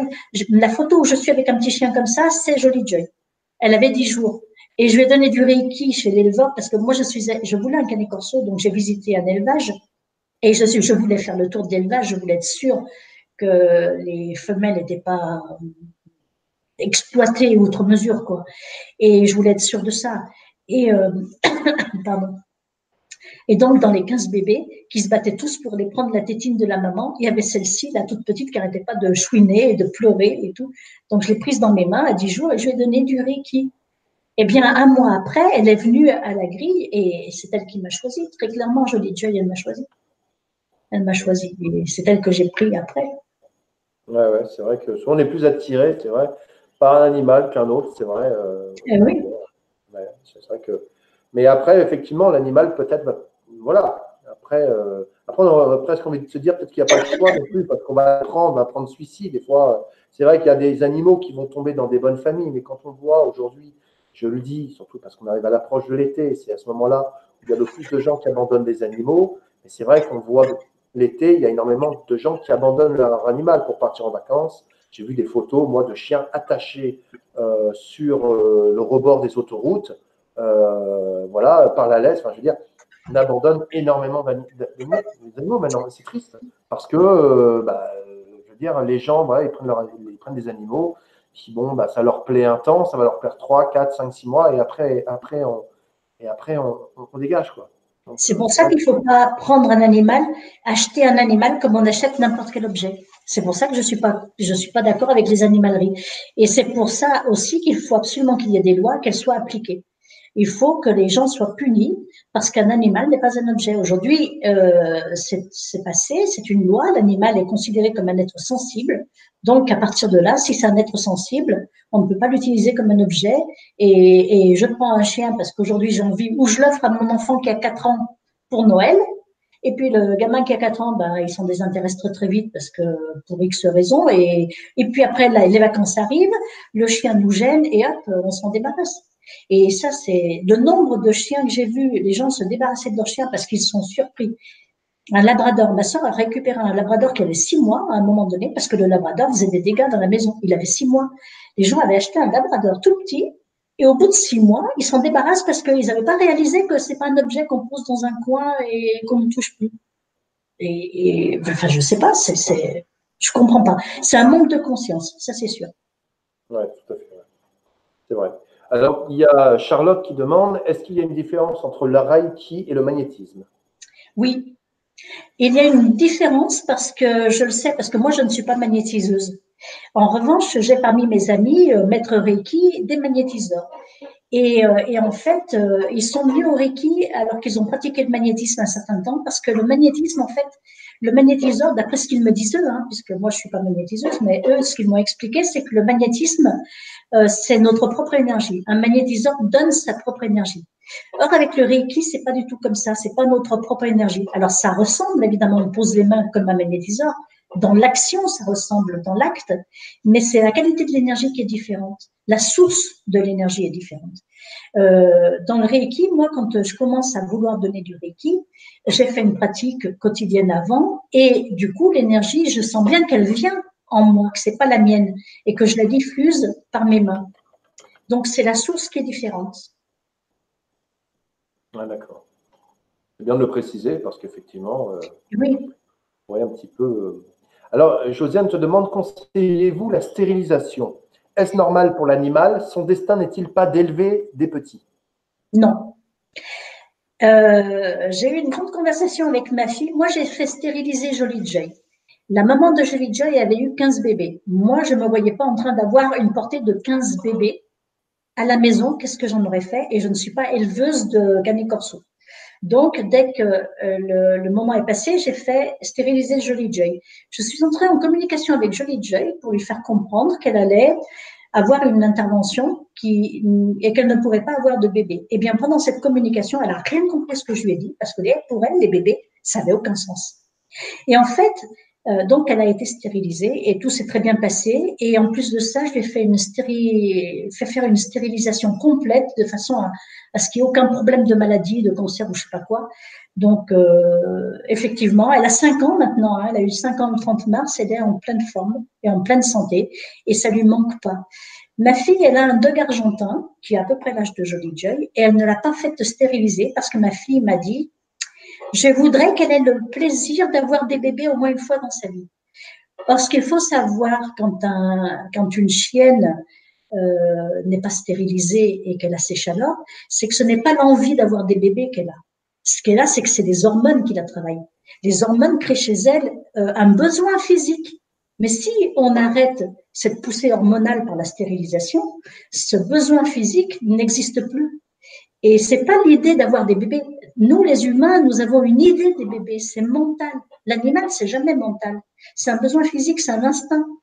Donc, tout simplement, quand on stérilise, après, c'est une envie que l'humain peut avoir, mais c'est pas une envie de l'animal. Alors, je conseille la stérilisation si on n'a pas envie de se lancer dans l'élevage. Et moi, personnellement, je ne suis pas d'accord avec des gens qui se lancent dans des élevages sauvages. Et il y en a qui disent, j'ai vu ça, il y en a qui disent « Ah ben, je vais faire porter ma chienne au moins une fois, comme ça, elle ne fera plus jamais de grossesse nerveuse. » Eh bien, c'est pas vrai, parce que j'ai été amenée à donner du Reiki à une chienne qui faisait sans arrêt des grossesses nerveuses alors qu'elle avait eu des portées auparavant. Donc, ça n'enlève pas les grossesses nerveuses. Et la chienne dont je parle en question, elle a même eu un cancer de la mamelle. Donc, ça protège de rien du tout d'avoir déporté de bébés. Donc, si vous voulez faire des bébés parce que vous avez envie de les vendre et faire de l'argent avec ça, faites-le, hein, puisqu'il n'y a aucune loi aujourd'hui qui l'interdit. Mais moi, je ne suis pas d'accord avec ça. Je pense que c'est mieux d'aller récupérer un chien à la SPA qui aura été abandonné. Ou au pire, si on veut une catégorie de chiens bien particulière, comme moi, je voulais absolument un canet corso, aller le chercher chez un éleveur. Voilà. Et ne pas se lancer dans l'élevage sauvage, quoi. C'est pas notre métier. Ouais, tout à fait. Ouais. Hélène dit quelque chose de très juste. Elle dit un chien dans notre vie, non, un chien vient dans notre vie pour notre évolution, c'est un peu notre maître. Exact. Tout à fait exact, Hélène. Je suis d'accord avec ça. Ma canet corso. Alors moi, j'ai eu 3 chiens dans ma vie. J'ai eu un caniche. J'étais pas encore apte à être une bonne humaine pour mon caniche. Alors forcément, elle a bien vécu. Hein, elle est décédée, elle est morte à 15 ans. Mais voilà. Après, j'ai eu un bichon maltais. Et puis après, j'étais tellement malheureuse quand il a fallu mettre un terme à la vie de mon bichon maltais parce qu'elle avait déjà 15 ans aussi, puis qu'elle avait un cancer en fait. Et ben là, j'étais tellement malheureuse que je pouvais pas, pendant les années qui ont suivi, je pouvais pas avoir d'autres chiens. Et quand j'ai eu envie d'un autre chien, il a fallu que je change complètement de type de chien. C'est pour ça que je suis passée du bichon maltais tout petit au canet corso, 45 kilos. Voilà. Et puis, je suis tombée amoureuse d'un canet corso. Un canet corso m'a interpellée un jour. Et c'est comme ça, mon regard a croisé un canet corso, le regard d'un canet corso, un regard doré. Et là, quelque chose s'est passé en moi et je me suis dit, mais qu'est-ce qui se passe? C'est quoi ce chien? Etc. Donc, voilà. C'est pareil. Moi, le canet corso, j'en avais une image, ça me faisait très peur, ces chiens. Vraiment très, très peur. Hein. Vraiment, ça me terrorisait. Je me disais, de toute façon, c'est des chiens d'attaque, c'est des chiens violents. Et puis, pareil, je me suis retrouvé dans un élevage un jour de canet corso, entouré mais vraiment de gros molosses. Et il y en avait un, je me souviens, de canet corso, d'ailleurs, c'est le père de l'un de mes chiens, qui était là et qui me regardait. Il avait un regard, je sais pas, il m'a transmis un amour, ce chien. Ça m'a vraiment bouleversé, ça m'a touché. Et ben, le soir même, je partais avec un canet corso. C'est ça. Et voilà, c'est vrai que j'en ai un à la maison, il est impressionnant. Hein. Je vous le montrerai à l'occasion en photo, je mettrai une photo de lui, vous verrez, il est très impressionnant, mais c'est un amour. Quoi. Je veux dire, c'est un amour. Voilà. Moi, quand je me suis occupé de lui quand il était malade, je sens aujourd'hui que quand il me regarde avec ses yeux, quelque part, même si tu dis qu'il ne dit pas merci, ils se souviennent. Il y a quand même, voilà, il y a un amour, il y a un échange d'amour qui se fait Oui. tout le temps et c'est vraiment fabuleux. Il y a une sorte de reconnaissance, effectivement, c'est émotionnel. C'est une émotion hein, qu'ils transmettent. Ils transmettent une émotion. C'est ça, voilà. Ah ouais, non, c'est vrai que c'est assez fabuleux. Alors, on n'a pas parlé, là, on a parlé des chiens et des chats, mais il y a aussi les chevaux, parce que bon, beaucoup de gens ont des chevaux, et j'aurais aimé savoir un petit peu, bon, au-delà de l'aspect balade, je monte sur ton dos, je vais faire un petit tour. Le cheval, d'un point de vue un petit peu, qu'est-ce qu'il apporte, le cheval à l'homme? Eh bien, il y a des chevaux qui ont absolument besoin de contact humain. Moi, je n'ai pas de chevaux parce que je n'ai pas de pré assez grand pour avoir un cheval, pardon, pour avoir un cheval. Mais je suis allée il n'y a pas très longtemps en Ardèche avec mes 2 petites filles et il y avait un cheval dans un pré comme ça. Et dès qu'on s'est approché, j'ai une de mes petites filles qui communique très très bien avec les animaux et elle adore les chevaux. Et on passait devant le pré, le cheval l'a senti et il est venu chercher des caresses, chercher le contact. En fait, les chevaux, qu'est-ce qu'ils apportent à l'humain? Ils apportent quelque chose. Ils apportent aussi de l'amour et ils apportent une présence. Ils ont vraiment besoin de contact humain. La plupart des chevaux, ils ont besoin de contact humain. Et quand ils sont tout seuls dans un pré, ils s'ennuient. Ils s'ennuient. Et il y a des chevaux qui aiment travailler. Il y a des chevaux de travail et quand ils ne travaillent plus parce que pour X raison, parce que soit ils sont malades ou soit ils sont mis à la retraite, ils sont très très malheureux. On sent ça en communication avec les chevaux qu'ils se demandent pourquoi tout d'un coup ils font plus, ils travaillent plus. Ils ont besoin de contact humain en fait. C'est vrai qu'on dit d'ailleurs qu'il faut toujours les mettre dans un champ avec un autre animal, sinon c'est la déprime. C'est ça les déprime. Ah, voilà. Alors, il y a Galaxy qui te demande, j'ai un chat de 13 ans qui est diabétique et à qui je dois faire des injections d'insuline toutes les 12 heures. Selon vous, quelle est la leçon que je dois apprendre de cette situation? Je ne sais pas. Je préfère être honnête, je ne sais pas quelle est la leçon que vous devez apprendre de cette situation, parce qu'en fait, il faudrait savoir quel lien il y a entre le diabète, le chat et vous. Est-ce qu'il est diabétique depuis toujours? Je ne sais pas. Ou est-ce qu'il est diabétique depuis peu? Le problème, c'est qu'aujourd'hui, moi, j'étais persuadée que les animaux ne pouvaient pas avoir de maladie d'humain. Et or, aujourd'hui, ce que l'on constate, c'est que les animaux ont des maladies d'humains. C'est pas normal, par exemple, qu'un chat ait du diabète. Enfin, c'est pas logique. Un chat, s'il était resté dans son habitat naturel, en étant sauvage, il n'aurait pas de diabète. Ça n'existe pas chez les animaux, ce genre de choses. J'ai même connu un chien, moi, qui prend du Prozac parce qu'il est complètement déprimé. Un chien déprimé qui prend du Prozac. C'est fou. Un vétérinaire a donné du Prozac pour un chien. Donc, les chiens, les chats domestiques, enfin de compagnie, hein, nous imitent quelque part et prennent nos maladies. Alors, je ne sais pas pourquoi, je ne sais pas quelle est la leçon. En fait, à propos de méditation, c'est bien de se connecter à son animal d'essayer de savoir qu'est-ce qu'il nous transmet comme message. Après, il faut faire très attention à la nourriture qu'on lui donne. Il faut éviter le sucre. Hein. Faut éviter le sucre. Bien sûr. En tous les cas, Galaxy, je salue votre courage parce que toutes les 12 heures, faire une piqûre à notre animal, ce n'est quand même pas rien. Et j'imagine que quand même, ça doit être très contraignant. Et je salue quand même votre dévouement. C'est sûr, parce que ça fait 2 piqûres par jour. C'est énorme, quoi.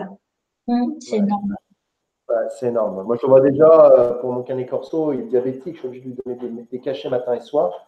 Et je dois suivre des heures bien précises. Bon, il y a une amplitude horaire qui est quand même importante hein, entre les deux. Mais par contre, 12 heures, bon, c'est important aussi, mais quand même, c'est pareil. Donc je salue vraiment votre dévouement à ce niveau-là. C'est ça. Et puis une piqûre, voilà. Alors, il y a Soso qui demande, je ne comprends. Oui, c'est plus difficile, bien sûr. C'est plus difficile. Ouais, parce que moi, je mets 3 cachets dans un petit kiri. Il a son petit fromage le matin, son petit fromage le soir. Et maintenant, il a tellement l'habitude qu'il arrive avant l'heure, il s'assoit, et puis il attend. Là. Il attend son petit kiri parce qu'il sait. C'est pour ça qu'il a pris un peu de poids aussi. Voilà. Alors, donc, Soso te dit, je ne comprends pas pourquoi on différencie magnétisme et Reiki. Le magnétiseur n'est que le canal de lumière ou énergie universelle. Je disais dans mon explication que je ne suis pas magnétiseuse. Donc, je ne sais pas ce qu'un magnétiseur canalise ou quoi. Moi, je dis ce que mes amis praticiens Reiki, maîtres Reiki, magnétiseurs avant, et magnétiseurs toujours, hein, puisque paraît-il que quand on est magnétiseur, c'est un état d'être, m'ont expliqué. Maintenant, c'est l'explication que mes amis m'ont donnée. Moi, je ne sais pas, je ne suis pas magnétiseuse. Je ne sais pas si, en fait, le Reiki s'enseigne et se transmet. Je ne sais pas si le magnétisme s'enseigne et se transmet. Je ne sais pas si la capacité d'être magnétiseur se transmet. Je ne sais pas. Oui. Bah oui, après, oui, c'est vrai que tu parles par rapport à ta propre expérience. C'est ça. C'est normal, par rapport à ce que toi, tu as expérimenté, bien évidemment. Exactement. C'est une évidence. Oui, c'est sûr. Il y a alors Charlotte qui demande, pensez-vous que les animaux peuvent soigner les gens de la même façon que nous faisons du Reiki? Oui, lorsqu'un animal est initié au Reiki, il va pouvoir venir soigner les gens. Alors, outre le fait qu'un chien peut se sacrifier pour son maître et prendre la maladie qui pourrait être… Enfin, on imagine qu'il peut prendre la maladie qui pourrait éventuellement affecter l'humain. Mais en même temps, lorsqu'un animal a été initié au Reiki, il peut venir aider. Moi, et puis avec le Reiki, par exemple, quand nous sommes canal du Reiki, lorsque nous donnons du Reiki à un animal, nous-mêmes, en tant que praticiens, nous prenons au passage. Et par exemple, le petit chat dont je parlais tout à l'heure, il est très rare aujourd'hui que je prenne la grippe ou un rhume ou quoi que ce soit. Très, très rare. Bon, mais après, ça peut arriver. Hein. Eh bien, un jour, donc il y a quelques années, il y avait ces petits chats qui venaient, ces petits chats errants. Et il y avait un petit chat qui était venu prendre du Reiki. Et j'avais un rhume à ce moment-là. Eh bien, ce que j'ai constaté, c'est qu'en lui donnant du Reiki, le Reiki étant passé par moi, il m'a soigné le rhume. Alors, est-ce que c'est le retour du chat ou est-ce que c'est le Reiki parce qu'il est passé par moi? Je sais simplement, je constate simplement l'expérience que j'ai été soignée de mon rhume sans rien faire d'autre en quelques heures, quoi. Je sais qu'à côté de chez moi, il y a un centre pour épileptiques, donc pour les enfants. Et dans ce centre, en fait, ils utilisent des animaux, notamment des chiens et des chats. Et quand les chats se rapprochent ou se mettent sur le lit d'un enfant, c'est qu'une crise va arriver. C'est ce que m'a dit le vétérinaire la dernière fois que je suis allé le voir. C'est tout à fait exceptionnel. Comme ça aide en fait les infirmières en fait à savoir un peu à l'avance qu'un des enfants va faire une crise d'épilepsie. C'est ce que je disais à propos des chats, ce sont des thérapeutes. Mais bien sûr, les chats sentent exactement. Il y avait une maison de retraite qui avait un chat. Et ce chat, quand il venait s'installer sur le lit d'un patient dans cette maison de retraite, eh bien, c'était pour indiquer que le patient allait mourir dans la nuit. Alors, c'est emmerdant comme message, si on peut dire, hein, entre guillemets. Mais en fait, parce qu'ils sentent, ils sont complètement connectés, hein, ils sont vraiment pas dans le même mode cérébral que nous. Donc, ils sentent tout ça. Et quand ils acceptent de faire un certain travail, eh bien, ils vont le faire parfaitement bien. Et il y a bien des chiens aujourd'hui qui sont capables aussi de ressentir les crises d'épilepsie des humains qui doivent arriver. Hein. Il y a des chiens comme ça. Il y a même des chiens qui sentent lorsque quelqu'un a un cancer, va avoir un cancer, enfin, il a déjà un cancer, mais qui n'est pas détecté par la médecine. Il doit y avoir une odeur particulière. Je ne sais pas si c'est une odeur ou si c'est une énergie, hein, un ressenti énergétique. Mais en tout cas, il y a des chiens. Moi, je fais beaucoup de recherches à ce sujet, hein, sur des études qui sont faites en France et ailleurs, parce qu'en France, pas tellement, mais ailleurs, surtout aux États-Unis et ailleurs. Il y a des chiens qui arrivent à sentir des cellules cancéreuses chez les humains. Donc, effectivement, les animaux sont là pour nous aider. En fait, c'est pour ça que moi, je me lance tellement dans la défense des animaux et que j'ai créé ce site Internet pour aider les animaux, parce que les animaux sont vraiment là, ils sont là pour nous aider. Donc, il faut vraiment qu'on respecte ce règne des animaux. Absolument. Absolument. Il y a Muriel qui te demande, moi j'ai peur des chevaux, pourquoi? Je ne sais pas. Ce qu'il faut savoir avec la peur des animaux, c'est qu'un animal ressent la peur et elle n'est pas capable, par exemple la peur des chiens, hein, les chevaux, je ne sais pas pourquoi on a peur des chevaux, il y a dans l'inconscient quelque chose, hein, il y a une vieille mémoire, que ce soit une mémoire de cette vie-ci ou une mémoire transgénérationnelle, hein, transmise par nos parents et nos grands-parents, hein, ou ailleurs. C'est des vieilles mémoires cellulaires, ça, qui font qu'on a peur et on ne sait pas trop pourquoi, c'est ancestral. Donc là, je ne sais pas quel travail il faudrait faire pour éviter la peur, mais en tout cas, en ce qui concerne la peur et les animaux, lorsqu'un chien, par exemple, ressent la peur chez un être humain, il ne va pas se dire, il ne va pas mentaliser l'affaire. Il ne va pas se dire, oh là là, cet humain, il a peur, je vais lui montrer que je suis bien gentil et qu'il risque rien avec moi. Il ne va pas se dire ça. Le chien va ressentir l'émotion peur et cette émotion, elle est contagieuse. Donc, ce qui va générer chez lui de la peur. La peur d'un humain génère chez le chien de la peur et c'est là que le chien devient dangereux. Un chien va attaquer quelqu'un qui a peur parce que le chien a peur, par cette transmission émotionnelle de peur. Voilà, je voulais venir, puisqu'on parle de peur, je voulais venir là-dessus parce que les gens ne comprennent pas pourquoi moi j'ai peur des chiens et c'est toujours moi qui me fais attaquer. Bah oui, parce que justement, il y a cette émotion qui est toujours contagieuse et les animaux communiquent avec nous avec différents moyens qui sont les images, qui sont les émotions et les ressentis physiques. Donc forcément, lorsqu'il y a une émotion chez un humain, l'animal le ressent immédiatement. Ouais, c'est vrai. Ouais. Bah, moi, les chevaux, j'aime bien ça. Hein. Je n'en ai pas fait souvent du cheval, mais des fois où j'en ai fait, mais j'ai le vertige. Alors, quand je me retrouve sur un cheval, je suis très haut déjà. Alors, quand je regarde le bas, je fais ouh là là là là là. Alors, déjà, et puis quand ça part, c'est quand même très impressionnant, un cheval. C'est pas rien. Alors, je peux comprendre qu'on puisse avoir. Mais le problème, c'est que c'est un animal qui ressent énormément la peur. Alors, si on est sur un cheval et qu'on a peur et qu'on est sur son dos, il faut vraiment tomber sur un vieux bourrin qui est tranquille. Parce que si vous tombez sur un jeune, il va vous envoyer voler, quoi. Et puis, ils ont chacun leur… C'est pareil, ils ont leur personnalité aussi. Hein. Ils ont leur personnalité et il y en a, il suffit de dépendre d'eux pour que ce soit pire encore. Hein. Sandrine te demande, bonsoir, ces animaux ressentent les cellules cancéreuses, mais comment manifestent-ils leur diagnostic? Par télépathie ou comment? Alors, c'est pas par télépathie parce que c'est une vidéo que j'avais regardée d'une étude qui avait été faite dans un autre pays.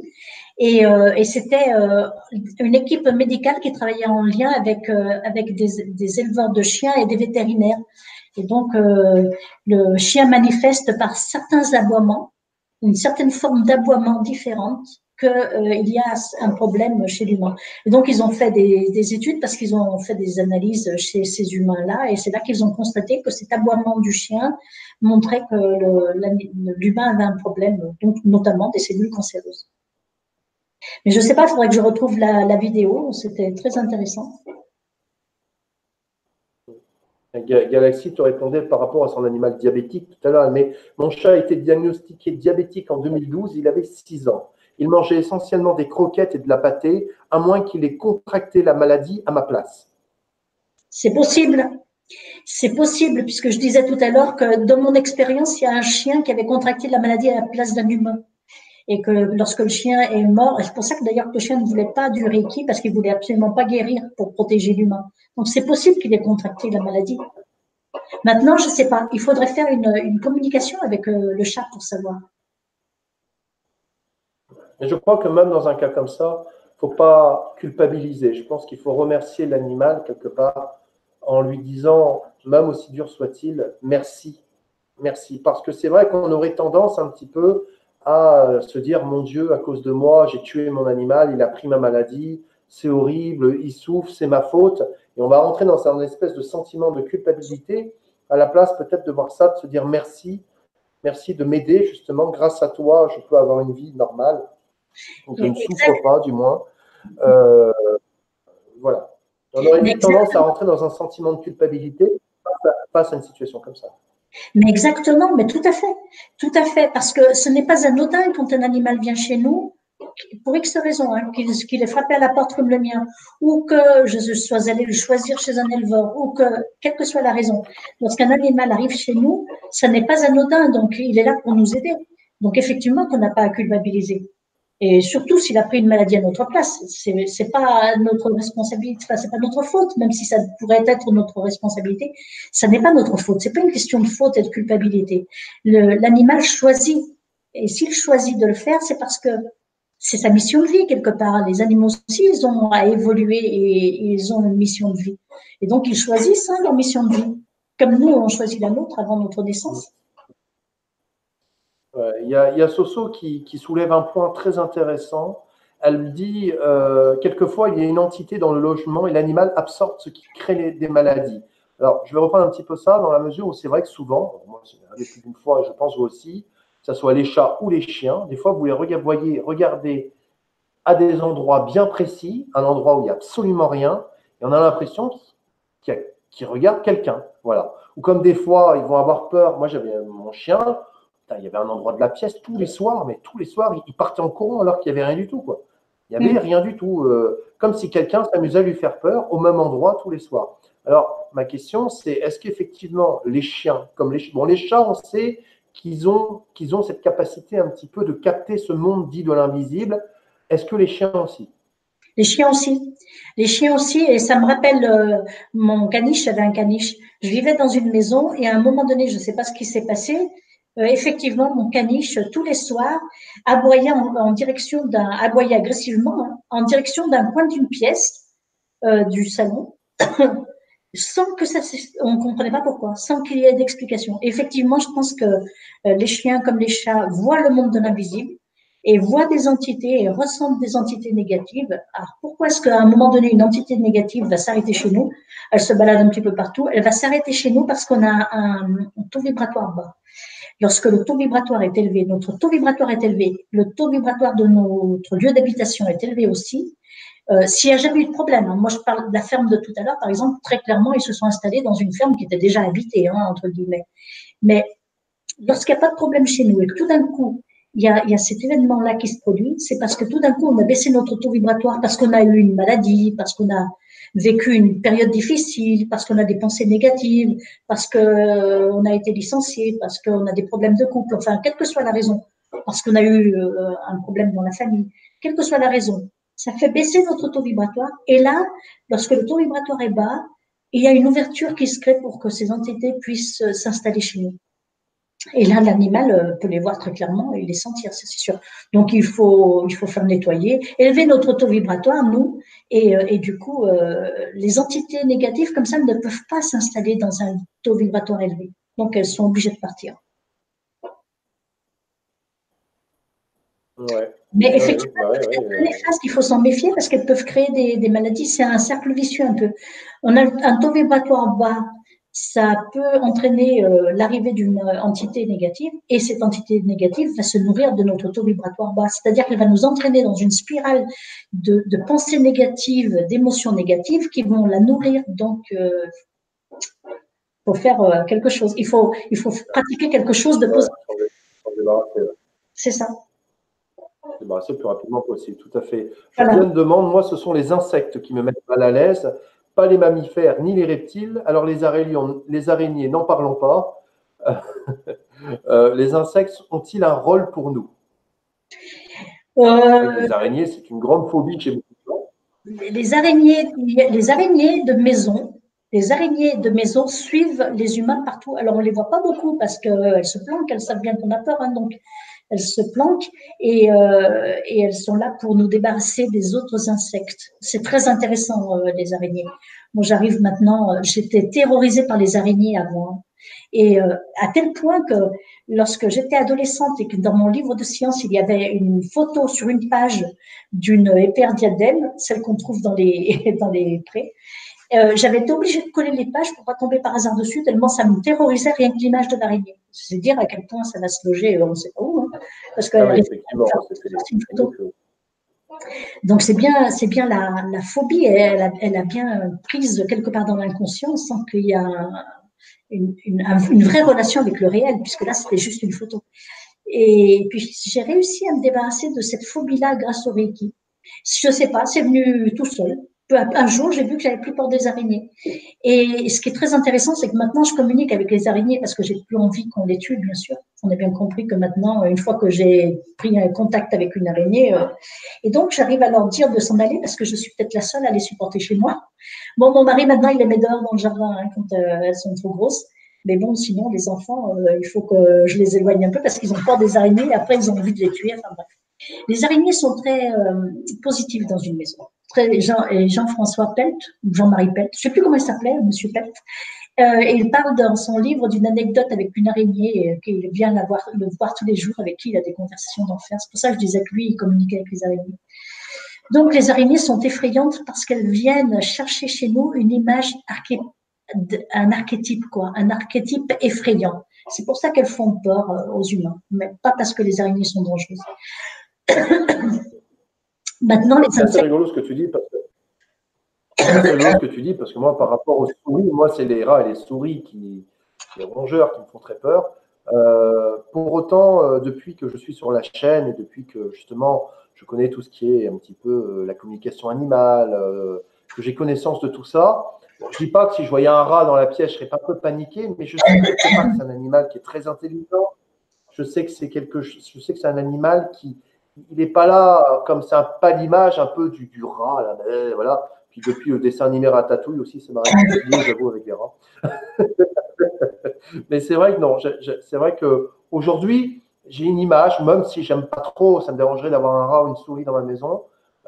J'ai une image un peu différente de cet animal. C'est vrai que je peux comprendre que même par rapport à l'araignée, bon, moi, les araignées, j'ai pas peur, mais je sais que Magali, il y a une araignée dans la chambre, c'est la panique. C'est attention, elle dort pas, il y a une araignée, faut que voilà, faut que j'essaye, pareil, le moins possible de les tuer, c'est pas toujours évident, mais voilà, c'est la grosse hantise. Hein. Donc, je comprends tout à fait qu'on puisse avoir des phobies. Souvent, malheureusement, ça se transmet. Hein, souvent, les parents qui nous transmettent un petit peu leur phobie des animaux, c'est dommage, quoi. Alors, Muriel demande, j'ai un vieux chat malade qui est venu mourir chez moi. Pourquoi chez moi on ne se connaissait pas? Un quoi? C'était quoi? C'était un chat? Un chat, un vieux chat Alors, qui est venu mourir devant chez elle. venu mourir. Alors ça, c'est très curieux. C'est très surprenant quand ça arrive. C'est pas normal. Enfin, c'est pas normal. C'est pas logique. C'est pas logique. Alors moi, je connais le cas d'une personne euh, qui a eu un chat qui est venu mourir sur son paillasson. Elle vit dans une maison dans la région lyonnaise, là, avec un jardin. Et donc, un chat qu'elle connaissait pas, un chat errant, est venu mourir sur son paillasson. Et il s'avère il était venu lui donner un message parce qu'elle s'était lancée dans une activité. Alors, je parle d'elle, hein, je parle pas de la personne en question, parce que là, je sais pas. Mais mon amie s'était lancée dans une activité qui ne lui convenait absolument pas et dans laquelle elle ne devait pas se lancer. Et elle ignorait tous les signaux. Nous, les amis de l'extérieur, on voyait bien les signaux. On lui disait, mais tu dois arrêter ça, tu dois pas faire ça, tu dois pas faire ça. Mais elle ne nous écoutait pas. Elle ignorait tous les signaux. Et le jour où elle devait faire son activité, le jour même, le matin même, elle ouvre la porte de chez elle et elle voit un cadavre de chat sur son paillasson. Elle n'a toujours pas tenu compte, c'était donc un mauvais présage, hein. Elle n'a pas tenu compte de ce signal-là et du coup, son activité s'est très mal passée. Elle a vécu vraiment une période très difficile. Donc, je ne sais pas exactement pourquoi un chat vient mourir chez nous, mais en tout cas pour elle, pour mon amie, ce chat qui est venu mourir chez elle, c'était pour lui dire arrête tout de suite ce que tu vas faire ce matin. Tu vois là, elle pouvait pas en fait. Il fallait qu'elle s'occupe de débarrasser le cadavre du chat. Arrête ce que tu vas faire ce matin. Il faut pas que tu le fasses. Maintenant, c'est vraiment d'être à l'écoute de ce qui nous entoure. C'est vraiment d'être à l'écoute de ce qui nous entoure finalement. Nous sommes tous reliés dans ce champ énergétique d'information dont parlent les physiciens quantiques. Et comme nous sommes tous reliés dans ce champ énergétique d'information, à un moment donné, quand une information doit nous arriver, elle va trouver un biais quelconque, soit un signe, soit un animal. Les animaux, il faut dire aussi, l'expérience que j'ai vécue, enfin qu'une de mes amies a vécue, un animal peut aussi accepter, un chat ou un chien, mais plus un chat peut-être, accepter que son corps soit occupé par un esprit supérieur. Mettons, pour ceux qui croient aux anges gardiens, qui croient aux guides, si vous n'y croyez pas, n'écoutez pas ce que je dis, hein, mais si vous y croyez, eh bien, supposons que nos guides, parce que là, on commence à se connecter aux guides et tout ça pour demander des informations. Qu'est-ce que je dois faire dans ma vie? Est-ce que je voudrais me lancer à faire ça? Est-ce que j'ai raison? Est-ce que j'ai pas raison? Eh bien, quelquefois, lorsque les guides ou les anges gardiens ou les esprits supérieurs doivent nous transmettre un message et ne peuvent pas nous le transmettre comme ça parce qu'ils sont dans des dimensions très élevées par rapport à nous, ils peuvent occuper le corps d'un animal. Un animal peut accepter de prêter son corps pour qu'un guide vienne lui parler. Et justement, le témoignage que je vais prendre en vidéo de la dame dont j'ai parlé tout à l'heure avec un chat, c'est exactement ce qui s'est passé avec son chat, où elle m'a dit, je te jure, j'ai eu l'impression que c'était pas mon chat. Pendant un moment, c'était pas mon chat. Et moi, j'ai vécu cette expérience-là aussi, où j'étais arrivée chez quelqu'un un 31 décembre, je m'en souviens bien parce que c'était la veille du jour de l'an. Un 31 décembre, je ramenais mes petites filles chez elles et il pleuvait et je vois un chien attaché avec 15 cm de chaîne dans un jardin sous une palette. Donc, il recevait la pluie, le froid, tout ça, 15 cm de chaîne et je trouvais que c'était un traitement horrible. J'ai failli appeler la police, la SPA, je ne sais pas trop quoi. Je me suis mise en colère. Et au moment où j'allais intervenir auprès des gens et leur dire, et les insulter presque, hein, leur dire ce que vous faites est inhumain, vous allez avoir une plainte, etc., etc. Un chat est venu, un chat noir, est venu, s'est assis devant moi et j'ai entendu clairement dans ma tête, ne t'occupe pas de ça. Ça m'a scotché, d'ailleurs, ça m'a arrêté dans mon élan, ça m'a scotché et je me suis dit, wow, j'ai regardé le chat, je me suis dit, mais c'est toi qui me parles? Et tout d'un coup, j'ai eu l'impression que c'était pas un chat. Et tout d'un coup, il est redevenu un chat, il est parti. Et je ne suis pas intervenue. C'est très, très curieux. Et ça m'a perturbée. Hein. J'y ai réfléchi longtemps. Je me suis dit, mais qu'est-ce qui s'est passé? Donc, nous sommes dans un champ énergétique où l'information circule et peut-être qu'un animal, je ne sais pas encore, je suis encore en train de les étudier, les animaux, mais peut-être qu'un animal peut accepter de prêter son corps lorsqu'il y a un message qui doit être donné. Alors après, c'est à nous d'essayer de comprendre le message. Qu'est-ce que je vis dans ma vie? Qu'est-ce que j'ai fait auparavant? Dans quoi est-ce que je me lance? Est-ce que j'ai raison de faire ça? Voilà. Beau témoignage en tous les cas. Mm. Il y a Amanda qui te demande, la stérilisation est-elle légitime car on sait qu'elle représente une imputation d'une partie du corps et donc au niveau énergétique. Alors on en a parlé tout à l'heure dans l'émission, mais si tu veux répondre peut-être juste à Amanda. Eh bien, la stérilisation est légitime parce que il ne s'agit pas que d'un problème énergétique, mais que d'un problème de corps en fait. C'est un problème d'interaction de vie. Est-ce qu'il vaut mieux stériliser un chat? Moi, mon chat est stérilisé, ma chienne aussi. Mon chat est stérilisé pour une raison très simple, c'est la porte est ouverte, il va dans le jardin, il sort, il se balade, il revient, il se balade, il revient. Est-ce qu'il vaut mieux que je stérilise mon chat et éviter tous les petits chats errants qui pourraient naître suite à son action?